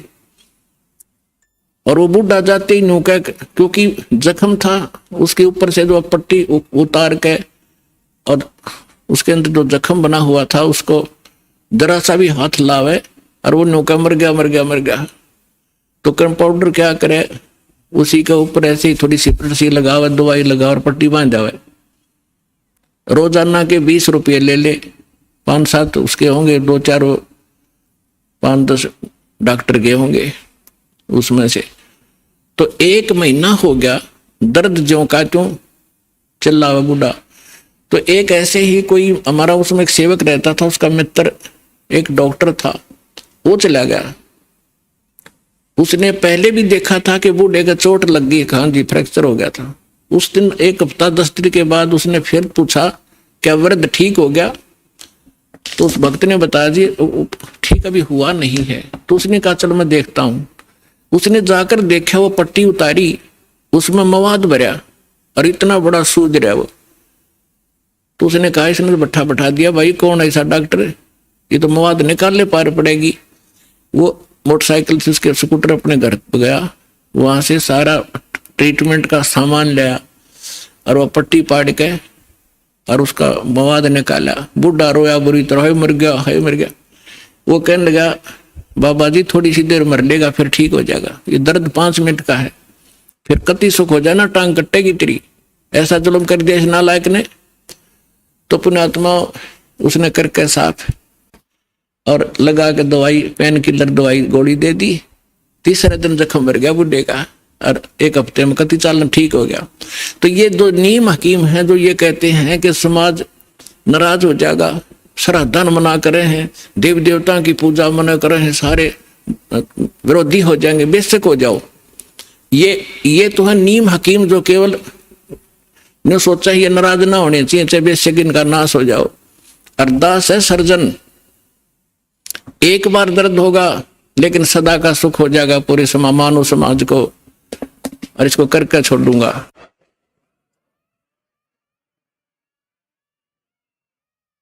तो यहाँ क्या बताना चाहते हैं परमात्मा के मन मथुरा दिल द्वारका नगरी, कहाँ फिरता बरसाने नु। इस मन से और दिल साफ करके भक्ति कर सच्चे परमात्मा की सच्ची साधना कर, कहाँ बरसाने में भटक रहा है।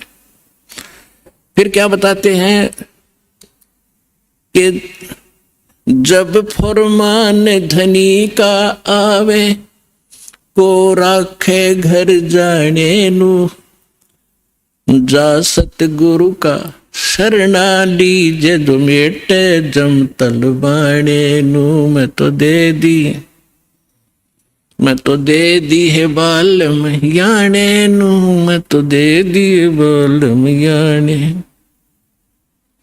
अब क्या बताया है गरीबदास साहिब जी ने कि जिस समय आपके प्रारब्ध में, आपके किस्मतानुसार जब आपकी मृत्यु आ गई और यम के दूत आपको लेने आएंगे, तो कोई नहीं रोक सकता उसको। मासा घटे न तिल बधे, विद ना लिखे जो लेख। तो कैसे, अब यहां क्या बताना चाहते हैं कि यदि आपकी मृत्यु का समय आ गया और चाहे आप 30 वर्ष 40 वर्ष 50 वर्ष के हो, 10 वर्ष के हो, 2 वर्ष के हो, 4 वर्ष के हो, तो आपकी मृत्यु होगी ही होगी। फिर क्या बताते हैं कि जा सतगुरु का शरणा लीजिए, जो मिटे जम तलबाने नु। तलबाना माने जैसे सम्मन आते हैं कोर्ट से, और उस उच्च कोर्ट से या राष्ट्रपति से उसका सटे मिल जाता है, तो वो सम्मन वापस हो जाते हैं। तो यहां क्या बताना चाहते हैं कि जब फुरमान धनी का आया, आदेश आ गया, यहां जो विधाता ने विधान बना रखा है, तो को राखे घर जाने नु, और जा सतगुरु का शरणा लीजिए, मिटे जम तलबाने नु।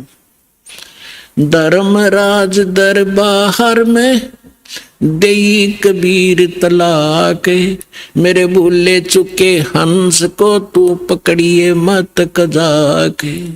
बोले पुरुष कबीर से धर्मराज कर जोड़े, तुमरे हंस को पकड़ो नहीं मुझे 2 ही लाख करोड़े।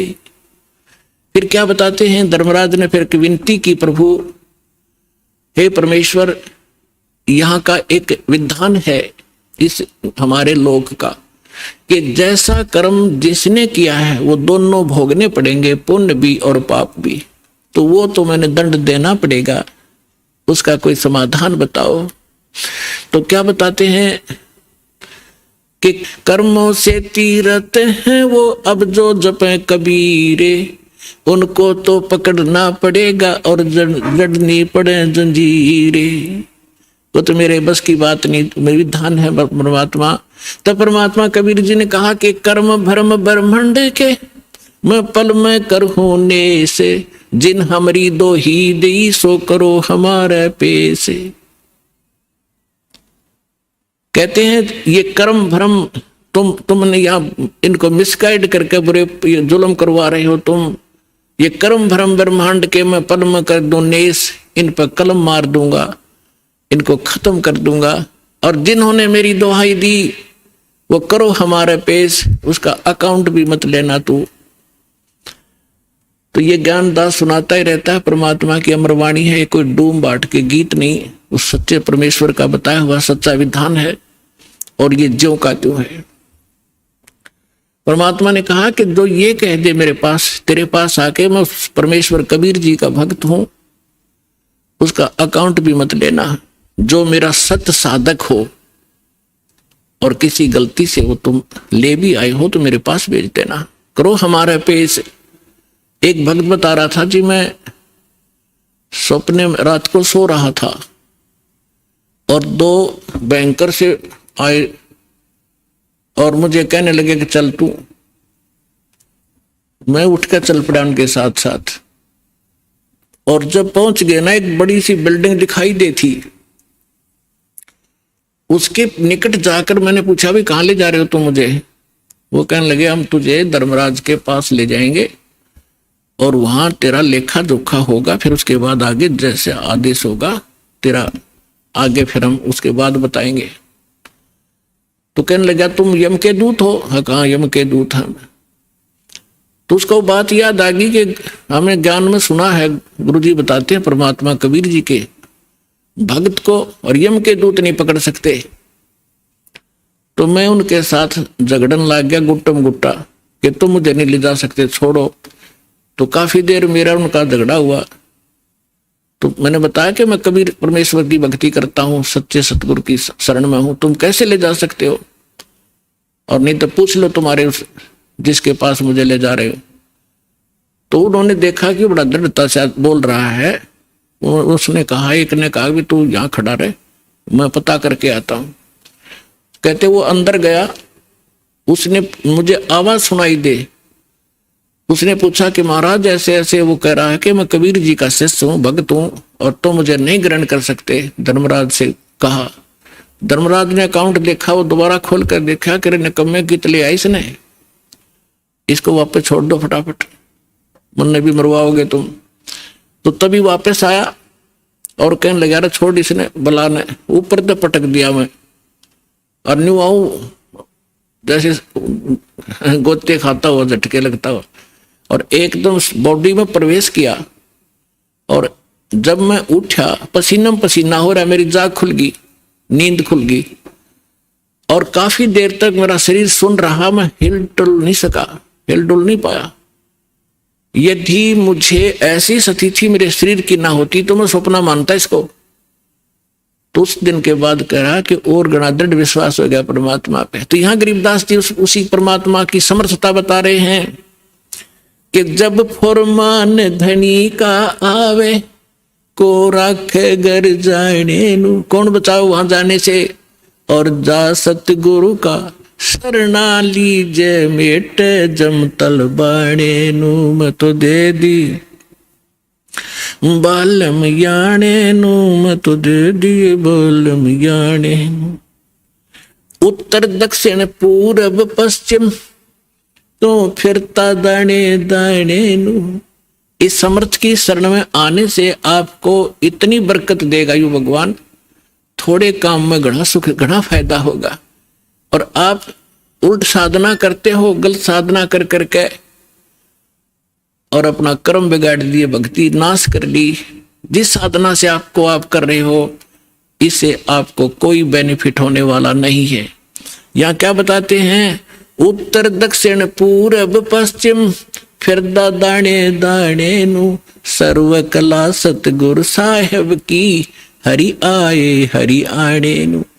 तुम तो कहते हो कि भगवान हमने मिलता नहीं, और भगवान हरियाणे में आए और मुझे मिले, सतलोक लेकर गए, फिर वहां पे छोड़ा।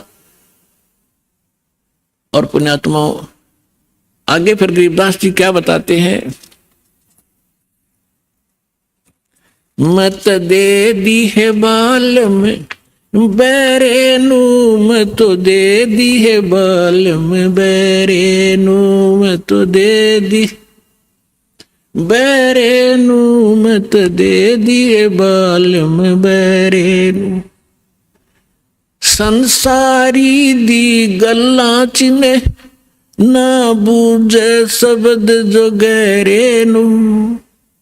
संसारी दी गल्ला चिने नहीं बूझे शब्द जो गहरे नू।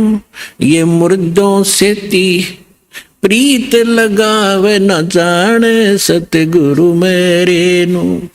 मुर्दों से ती प्रीत लगावे न जाने सतगुरु मेरे नू। मैं तो दे दी है बालम बैरे नू, मत दे दी है बालम बैरे नू। श्वेत छतर सिर मुकुट विराजे देखत ना उस चेहरे नू। श्वेत छतर सिर मुकुट विराजे देखत ना उस चेहरे नू। ऊंची थड़ियां खेती बोवे ये भूल गए नज डरे नू। ऊंची थड़ियां खेती बोवे ये भूल गए नज डरे नू। मैं तो दे दी बैरे नू, मैं तो दे दी है बालम बैरे नू। मैं तो दे दी बैरे नू, मैं तो दे दी है बालम बैरे नू। ये संसार समझदा नहीं कहंदा श्याम दोपहरे नू। ये संसार समझदा नहीं कहंदा श्याम दोपहरे नू। गरीब दास ये वक्त जात है रोवोगे इस पैरे नू। गरीब दास ये वक्त जात है रोवोगे इस पैरे नू। मैं तो दे दी है बालम बैरे नू, मत दे दी है बालम बैरे नू। ऊंची थलियां खेती बोए ये भूल गए हैं नज डरे नू। ऊंची थलियां खेती बोए ये भूल गए नज डरे नू। गरीब दास ये वक्त जात है रोवोगे इस पैरे नू। गरीब दास ये वक्त जात है रोवोगे इस पैरे नू। मैं तो दे दी बैरे नू, मत दे दी है बालम बैरे। अब इसमें क्या बताना चाहा है परमात्मा के ज्ञान को गरीबदास साहिब जी ने, कि यदि आप किसी मित्र को, बहन भाई को या कोई और निकट के संपर्क वाले को कुछ बताना चाहोगे इस ज्ञान के बारे में, वो कति सुनने को तैयार नहीं, क्योंकि मन है उसके अंदर प्रभावी है, हैवी है मन। और उसी व्यक्ति को कोई ये कह दे कहाँ जाते हो भाई, कि मैं जाता हूं अमरनाथ पे, और उसको ये कह दे कि केदारनाथ पर जाने से बहुत लाभ होता है, तो पूछेगा कब जाएगा, मुझे भी ले चलना। No objection. कोई सोमवार का व्रत रखता है तो उसको कोई ये कह दे कि शुक्रवार का व्रत बड़ा बेनिफिट देता है, अच्छा बता कैसे करना होता है तुरंत मान जाएगा। तो यहां परमात्मा कहते हैं मैं तो दे दी बालम बैरे नू, और संसारी दी गल्ला चीने। आम आदमी कह दे वो मान ले, और ना बूझे शब्द गहरे नू, इस गहरे ज्ञान को नहीं पूछना चाहता, ना समझना चाहता। तो क्या बताते हैं, संसारी दी गल्ला चिन्ह नहीं बूझे शब्द जो गहरे नू। ये मुर्दों से ती प्रीत लगावे न जाने सतगुरु मेरे। अब जैसे प्रत्येक गांव में किसी तालाब के ऊपर या किसी अन्य स्थान पर कोई संत साधक मर गया, मृत्यु को प्राप्त हुआ, उसकी यादगार बना ली, वह माथा टेकन लाग गए सारे, पूरा गांव का गांव। का हमारे तो दादा लाई पूजा है यार। अरे कोई विवेक तो लो। देखो जैसे ठीक है वो संत अच्छे होंगे जो आज तक पूजे हैं, लेकिन उस समय जो उस जीवित समय में उसके जैसा भी वो संत था, जैसी भी भक्ति साधना थी उसके पास, तो उससे उस समय लाभ तो मिल सकता था। जब वो वर्तमान में था। अब तो वैसे उसकी महिमा वैसे ठीक आदर करते रहो, लेकिन मोक्ष कति नहीं, लाभ नहीं मिलेगा। जैसे कोई डॉक्टर है, वैद्य है, और वो बहुत अच्छा वैद्य था और खूब अच्छी दवाई देता था, रोग नाश कर देता था, ठीक है। तो उस समय जो उसके संपर्क में आए तो उनका वो लाभ मिला। उसकी मृत्यु होगी, मृत्यु के बाद उसकी यादगार बना दी। और वहां फिर अब कोई जावे उस वैद्य से ये कहने कि वैद्य जी मेरा मलेरिया हो गया, दवाई बताइयो, वह वैद्य की मूर्ति वह दवा काम नहीं कर सकती, जो ओरिजिनल जीवित कराया करता था। तो यह भूल मारा ईब तई लाग रही थी, अब मिटेगी। तो क्या कहते हैं, मुर्दों से ती प्रीत लगावे, ना बूझे शब्द जो गहरे नो। मुर्दों से ती प्रीत लगावे, ना जाने सतगुरु मेरे नू। मैं तो दे दी है बालम बेरे नू, मैं तो दे दी है बालम बेरे नू। फिर क्या बताते हैं, श्वेत छतर सिर मुकुट विराजे। निराकार निराकार का ढोल पीट रखा था। कहते उस सफेद अरस कुर्स पर सफेद गुम्मट है, जहां सतगुरु, जहां परमात्मा का डेरा, वहां एक बहुत बड़ा सुंदर महल है परमात्मा का, उस बहुत सुंदर गुम्बद टाइप है, उसके अंदर परमात्मा विराजमान है। सिंहासन के ऊपर सिर पे मुकुट है और ऊपर श्वेत छत्र परमात्मा के तना हुआ है। श्वेत छत्र सिर मुकुट विराजे, देखत ना उस चेहरे नू। श्वेत छत्र सिर मुकुट विराजे, देखत ना उस चेहरे नो। ऊंची थलियां खेती बो ये भूल गए निज डेरे। ऊंची थलियां खेती बो ये भूल गए निज डेरे। अब क्या बताना चाहते हैं कि परमात्मा साकार है, मनुष्य सदृश्य है, सभी सदग्रंथों से दास ने प्रमाणित कर दिया आपके समक्ष। और जिन महापुरुषों ने भगवान मिले, सचखंड लेकर गए अपने निज स्थान पर, फिर उनको वापस छोड़ा, उन्होंने अपनी अमृतवाणी में एफिडेविट दे रखा है कौन है भगवान, कहाँ रहता है, कैसी सूरत है और क्या नाम है उसका। तो इन सभी प्रमाणों से आपको सिद्ध हो जाएगा कि कौन है भगवान और कैसी लीला करता है वो मालिक।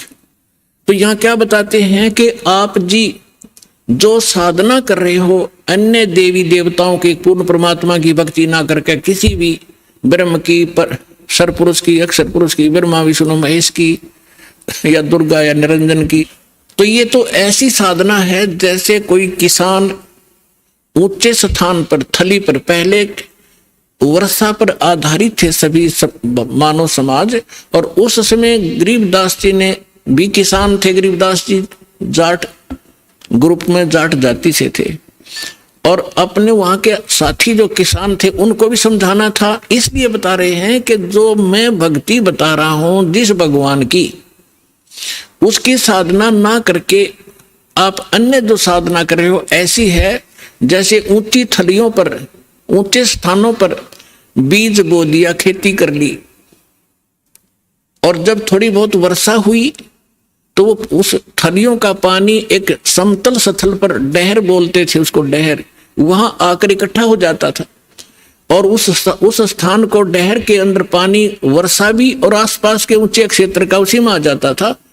और उसमें जब बोई जाती थी फसल, जैसे ऊंची थलियों पर बोई हुई तो वो होती ही नहीं थी, और डहर में बीजा हुआ एक एकड़ में मनमाने 50 मन कनक हो जाती थी, और ऊंची थलियों पर 2 मन की भी नहीं होती थी मुश्किल से।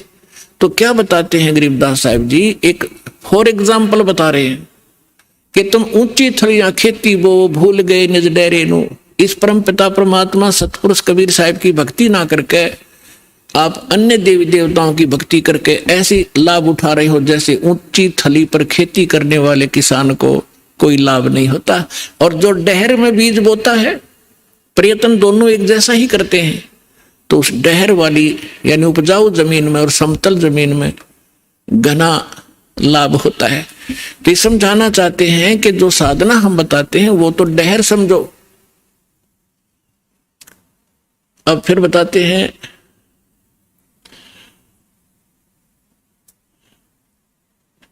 गोता मारूं स्वर्ग में जा बैठूं पाताले, गरीबदास ढूंढता फेरूं अपने हीरे मोती लाल। चारों युग में मेरे संत पुकारे और कूक कहा हम हेल रे, हीरे माणिक मोती बरस ये जग चुगता ढेल रे। अब परमात्मा कबीर जी से प्राप्त ज्ञान को कैसे विश्लेषण कर रहे हैं गरीबदास जी।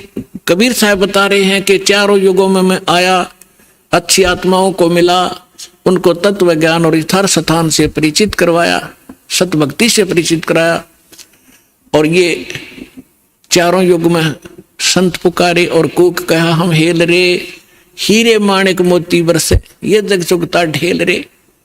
हम तत्व ज्ञान और यथार्थ साधना रूपी हीरे मोती लालों को बखेर रहे हैं, और आप जी इस ज्ञान से परिचित न होने के कारण इन लाल और हीरे मोतियों को ग्रहण ना करके कंकर पत्थर, आन उपासना रूपी कंकर पत्थर इकट्ठे कर रहे हो, जो तुम्हें बाद में कोई लाभ नहीं देगी। उसी को यहां प्रमाणित कर रहे हैं।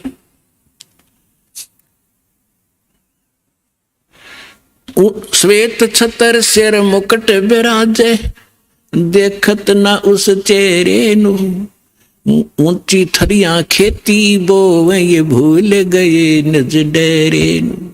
पर भी लेन जात है दुनिया, हमरा ज्ञान किन्हे ना सुनिया। अब यहाँ एक प्रश्न है इसके अंदर के संसारी दी गल्ला चिन्ह ना बुझे सब जुगैरे नु। एक बहन आई, एक बहन ने हमारी दीक्षा ले ली थी। उस बहन की बहन जो है, उसका पति शराब बहुत पीता था, और जिस बहन ने यहाँ दीक्षा ली थी उसका भी ऐसी स्थिति थी। उसके पति ने शराब छोड़ दी थी और नाम ले लिया, और एक बिल्कुल स्वर्ग के तुल घर हो रहा था। तो उसकी बहन का वहां आना हो गया, जो दीक्षा किसी और से ले रखी थी, किसी दूसरे पंथ से, और साथ में दूसरी साधना भी करती थी अपनी जो परंपरागत प्रचलित। उसका पति शराब पीता था, बहुत पीटता था, कभी गली में भी खड़ी कर देता रात में शराब के नशे में। अब मैं बाहर खड़ी रहती हूँ, कुंडी लगा के भीतर पड़ के सो जाता, सवेरे उतरे शराब जब खुल कुंडी ने, इतनी दुखी हूं मैं। तो उस बहन ने कहा कि आप मेरे गुरुजी के पास चलो, वह नाम ले लो और तेरा पति भी शराब छोड़ देगा। तो वह बहन अपनी बहन के साथ हमारे पास आ गई करोथा आश्रम में। जब थोड़ी सी संगत थी, हम ऐसे बाहर बैठे सारा बैठे रहते थे, सारे 10 20 50 100 भक्त आते थे दिन में, मुश्किल से 10 20। तो मैंने पूछा बहन कहाँ से आई? तो उसने बता दिया मेरी सिस्टर है, और इसका पति बहुत शराब पीता है, और रोज पीता है, इसने बुरा हाल कर रखा है इसका, और नौकरी करता है, एक चवन्नी घर पर नहीं छोड़ता, सारी पी जाता है, बच्चे भी भूखे रहते हैं कई बार। तो मैंने कहा बहन फिर दीक्षा लेनी पड़ेगी आपने, भगवान फिर धीरे धीरे सद्बुद्धि देता है, परिवार के अंदर भगवान प्रवेश हो जाता है, और ये पितृभूत भी प्रवेश करके वहां उत्पात मचाते रहते हैं, फिर वो भाग जाते हैं, सद्बुद्धि आती है। तो मैंने पूछा आप क्या साधना करते हो? उसने बताया जी मैं ऐसे ऐसे धन धन सतगुरु अणा का नाम ले लिया, गुरु जी का ले रही हूँ 4-5 वर्ष से। तो हमने कहा बहन देखो चलो ठीक है, वहां जो तुमने नाम लिया, लेकिन अब यहाँ भक्ति, यहाँ नाम लोगे तो सब पिछली पूजा छोड़नी पड़ेंगी, ना बीड़ी पीनी, ना शराब, ना पीने के लिए सहयोग देना किसी को, और ना कोई व्रत रखना। मैं कहने लगा बहन बीड़ी क्यों पीती है तू? ने बोली जी बीड़ी मैं पहले ना पिया करती, नाम लेने के बाद पीने लगी। मगा कमाल की बात है, दीक्षा लेने पीछे पाछे छोड़ा करें कि बुराई ग्रहण थोड़ी करते हैं। तो उसने क्या बताया जी, जिस सत्संग में हमारे गांव में होता था सत्संग, हम वहां जाती थी तो वो सभी को बीड़ी वितरित करती थी प्रसाद के रूप में, एक प्लेट में डाल के, और साथ में एक माचिस और सींक रख देती थी, और न्यू क्या करती पीले पीले प्रसाद है, मैं ना पिया करती पहले, पर उन्हें शिकायत दी, पीने लगी, यह बीमारी और ला ली मैंने, तो इसको तो मैं छोड़ दूंगी। फिर उसने बताया कि मैं व्रत रखती हूं। मैं कौन सा व्रत रखती है? कि शुक्रवार का, मैं बोला बेबे बहन, ये सभी जो व्रत त्यागने पड़ेंगे जो भक्ति करना चाहती है। ने बोले जी व्रत ना छोड़ू मैं। उसकी बहन कहने लगी जब तक तू कह रही थी मैं सारी बात मान लूंगी, अब तू व्रत पड़ेगी। मैंने उसे पूछा बहन इस शुक्रवार का व्रत क्यों रखती है तू, किस लिए? तो वो कहने लगी कि मैंने कथा, क्या क्रिया होती है इसमें, क्या लाभ है इससे? वह कथा सुनाती है कि एक का पति विदेश चला गया था कोई काम धंधे के लिए। ऐसी कथा है संतोषी माता के व्रत, शुक्रवार के व्रत से क्या लाभ है वो बताने लगी। और फिर उसकी काफी वर्ष हो गए थे, उसके पति ने दूर चला गया, उसका भूल पड़ गई, घर नहीं आया।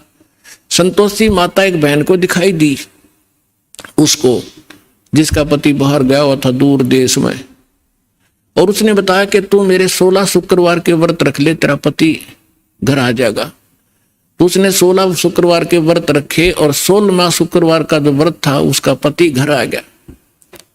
इसलिए उसकी पूजा करती हूँ। और मैं तेरा रोज आवर रोज गड़े, तो गड्ढे की शुक्रवार के व्रत ने अकल की चोर। चलो उसका तो पति दूर चला गया था, उसकी तो बुला लिया उसकी संतोषी माता ने, तेरा तो डेली आवर डेली गड़े तने, और फिर भी शुक्रवार का व्रत है कल तुम्हारे अंदर। तो यहां परमात्मा कहते हैं कि संसारी दी गल्ला चीने ना बूझे शब्द जो गहरे नु, सच्चाई से परिचित ना होना चाहते हैं और ऊंची थलियां खेती वो ये भूल गए निज डेरे नु। फिर क्या बताते हैं कि ये संसार समझदा नहीं कहंदा श्याम दोपहरे नु। अपने आत्माओं 7-8 सत्संग यहां से हुआ था। भाई तन दर सुखिया कोई ना देखा, जो देखा सो दुखिया हो, उदय अस्त की बात करते हैं, मन सबका किया विवेका हो, सबका किया विवेका हो। यहां पर कहते हैं झूठे सुख को सुख है ये मान रहा मनमोद, ये सकन से बिना काल का कुछ मुख में कुछ गोद। तो क्या बताना चाहते हैं आदरणीय गिरिदास साहिब जी कि ये संसार समझदा नहीं कहंदा श्याम दोपहरे नु। जैसे एक शराब पिए पड़ा था, जेठ जून का महीना, हरियाणा क्षेत्र, पंजाब, राजस्थान, उत्तर प्रदेश। इसमें जून के अंदर एक भयंकर गर्मी गिरती है और शराब पी कर बाहर पड़ा बिल्कुल मैदान में। और उसका साथी कहता है कि उठ ले भाई, बहुत दुखी है तू, मुंह में झागा रे, पसीना पसीना, रेते में लेटा हुआ है, उठ तुझे छाया में लेटा देता हूं। वो शराब के नशे में कहता है छेड़ना मौजूरी है, वहां धूप में पड़ा है, रेत के अंदर पड़ा है, पसीना पसीना है, और उसको कहता छोड़ दे मौजूरी है। तो परमात्मा कहते तुमने भांग पी रखी काल की, कबीर ये माया अटपटी सब गट आनड़ी, और किस किस ने समझाऊं या कुआ भांग पड़ी। तो ऐसे हम इस दुख को सुख मान रहे हैं इस नशे के अंदर। फिर क्या बताते हैं, जैसे एक रिश्तेदार दूसरे रिश्तेदार को यानी मित्र या रिश्ते रिलेटिव को कोर्ट में मिला कचहरियों में, और वहां मिलते ही हाथ मिलाते हैं और कहते और क्या हाल है, अकमौज हो रही है। कोर्ट में मौज का क्या काम, वहां तो घी बंधी रहती है, कोर्ट में भी मौज है। वहां गए हैं व्यक्ति को 2 मिनट में चिंता रहती है, वकील नहीं आया, गवाह नहीं आया, फलाना नहीं आया, और फिर और क्या हाल है, ठीक ठाक मौज है। कोर्ट में जाने वाले व्यक्ति को भी मौज है।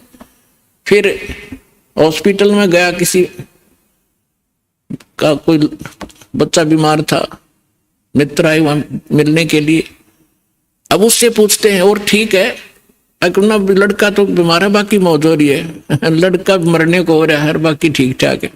तो परमात्मा कहते हैं ये संसार समझदा नहीं कहंदा श्याम दोपहरे नो। जैसे जेठ का महीना और दोपहर के समय को, और कोई ये कहे कि ठंड सी लग रही है, तो उसने शाम देखी नहीं है। तो शाम के समय जो शीतलता होती है, तो दोपहर के समय वो धूप में जला हुआ भी ये कह रहा है कि कहंदा श्याम दोपहरे नु, यानी इस दुख को तुम सुख मान रहे हो, झूठे सुख को सुख कहे ये मान रहा मन मोद, ये सकल चबीना काल का कुछ मुख में कुछ गोदे। फिर क्या बताते हैं परमात्मा भाई सुरपति दुखिया भूपति दुखिया, रंग दुखी बपरीती हो, कह कबीर और सब दुखिया, एक संत सुखी मन जीती हो, संत सुखी मन जीती हो। सुरपति देवताओं का राजा इंद्र भी दुखिया, और पूरी पृथ्वी का राजा भी दुखिया, और रंक तो स्वाभाविक दुखी, जो गरीब है वो तो दुखी है ही है। तो परमात्मा ने बताया है, कहे कबीर और सब दुखिया, एक संत सुखी मन जीती हो। यानी परमात्मा की शरण में जो प्राणी आ जाएगा, पूरे सतगुरु की शरण में आने से, उस सच्चे परमात्मा की भक्ति करने से उसको एक तो ज्ञान ऐसा प्राप्त हो जाता है कि वो संसारिक इन आडंबरों से दूर हो जाता है। उसको ज्ञान ऐसा निर्मल मिल जाता है कि ऐसा निर्मल ज्ञान है, ये निर्मल करे शरीर और ज्ञान मंडलीक है, भाई चकवे ज्ञान कबीर। उसको ज्ञान ऐसा मिल जाता है कि यहाँ तक पीछा छुड़वाएं पार पड़ेगी, ना कोठी की घनी आवश्यकता, ना बंगले की, ना ज्यादा यहाँ अटपट चले नहीं, क्योंकि हमारे परमात्मा सारी ब्रह्मांड के पालक, सबके रचनहार, एक झोपड़ी में टाइम पास करा करते और हाथ से कपड़ा बुनकर निर्वाह करके दिखाया करते थे, जो सबका पालन करने वाले। नहीं तो वो एक वचन से एक बहुत बड़ा महल बना सकते थे, उन्होंने ईंट सीमेंट डालने की जरूरत नहीं थी। वो हमें ये बताना चाहते थे, इस गंदे लोक से निकलना चाहते हो तो यहाँ की बकवाद छोड़नी पड़ेगी, केवल यहाँ से जन्म और मृत्यु का छुटकारा चाहिए आपको, तो ये भक्ति कर लीजिए। गीता अध्याय नंबर 7 के श्लोक नंबर 29 में कहा है, गीता ज्ञान दाता कहता है कि जो मेरे ज्ञान को आश्रय कर लेता है और तत्वदर्शी संत की जो खोज कर लेता है, और वो व्यक्ति जो केवल जरा और मरण से छूटने का प्रयत्न कर रहे हैं, वो उस तत्व से परिचित हो चुके हैं और सारे दातम ज्ञान से परिचित हैं और वो सब कर्मों से परिचित है, वही प्राणी जरा और मरण से छूटने का प्रयत्न करते हैं, इस संसार के किसी सुख की वो कामना नहीं करते। तो यहाँ इस आने से आपको ये ज्ञान हो जाएगा और फिर ये समर्थ है। आपको जिस चीज की आवश्यकता होगी, बकवाद नहीं सुनेगा आपकी। आपको आवश्यकता होगी तो आपको तुरंत दे देगा, ला कहते कुछ भी कारण बनाओ। तो इसलिए यहां परमात्मा कहते हैं, कहे कबीर और सब दुखिया, एक संत सुखी मन जीती हो। मन जीतना यही होता है कि जैसे हमने यहाँ की ये जो नाचना गाना, इसका तो ज्ञान ही हो गया, बकवाद है मतलब की। अब नाच गा रहे हैं, ढोल पीट रहे हैं, डीजे बजा रहे हैं, अगले दिन दूल्हे की मृत्यु हो जाती है, टक्कर मार कर रो रहे हैं, बजा ले डीजे। तो यहाँ संत कहते हैं, ना जाने, नानक साहब जी कहते हैं, ना जाने काल की कर डारे, किस वे ढल जा पासावे, अर्जिना के सरते मौत खुड़क दी उन्होंने केड़ा हंसावे। जिनको मौत दिखाई देती है, जिनको जाना है यहाँ से, पता है कि ना जाने कब बिजली गिर जाएगी, तो वो ये बकवाद नहीं करा करते। अब कोई भयंकर रोगी है और उसको पता है कि कैंसर होगी है और कुछ दिनों का मेहमान है, उसको वो सुनियो डीजे और करके दिखाओ बकवाद, उसको तो उंगलियां पर दिन गिनने पड़ते हैं कब मौत होगी, कितने दिन का जीवन है। तो हम सबको कैंसर है। परमात्मा कहते हैं कि जग सारा रोगी आरे, जिन सतगुरु वैद न जाना, जग सारा रोगी आरे। जन्म मरण का रोग लगा या तृष्णा बढ़ी खांसी, और आवागमन की डोर गले में पड़ी काल की फांसी। तो हमने ये काल की फांसी दिखाई देनी चाहिए, और यहाँ से जब निकलने की जब श्रद्धा बनाएंगे तो हमारा मन जीता जाएगा, तब मन जीता जाएगा। इस ज्ञान से हम उल्टे हटेंगे और फिर परमात्मा साथ रहेगा। कहते हैं, कल्पे कारण कौन है कर सेवा निकाम, सेवा माने पूजा, और मन इच्छा फल दूंगा जब पड़े मेरे ते काम। तो इस प्रकार इस सत साधना करने से आपका भी मोक्ष, आपके बच्चों का भी मोक्ष। और कबीर साहब ने ये वो समय वो है जो वचन पहले कहा था कि भक्ति बीज होगा जो हंसा, और तारों तास के इकोत्र वंशा। अब हजारों वर्षों तक ये सत साधना चलेगी, पूरे विश्व में ये ज्ञान फैलेगा। या कोई सुखी नहीं है, चाहे कितना बड़ा अपने आप को प्रधानमंत्री मान रहा है, चाहे कितना वैभवशाली समझता है, उसने सपने में सुख नहीं है आज के युग में। तो इस ज्ञान से, इस भक्ति से आपकी आवश्यकता भी पूरी होगी और मन भाग जाएगा, आत्मा दृढ़ होगी, आपका मोक्ष होगा, सतलोक चले जाओगे। सदा सुखी हो जाओगे और रहना मर्यादा के अंदर।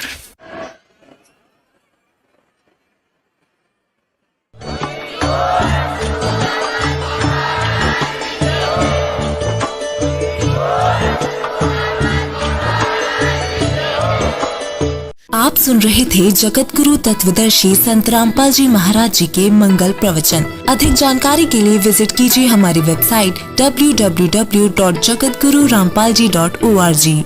संत रामपाल जी महाराज जी के शुभ आशीर्वाद से पूरे विश्व भर में 500 से भी ज्यादा नाम दीक्षा केंद्र हैं, जिन पर संत रामपाल जी महाराज जी द्वारा ऑनलाइन निशुल्क नाम दीक्षा दी जा रही है। अपने नजदीकी नाम दीक्षा केंद्र का पता करने के लिए संपर्क करें 8222880541।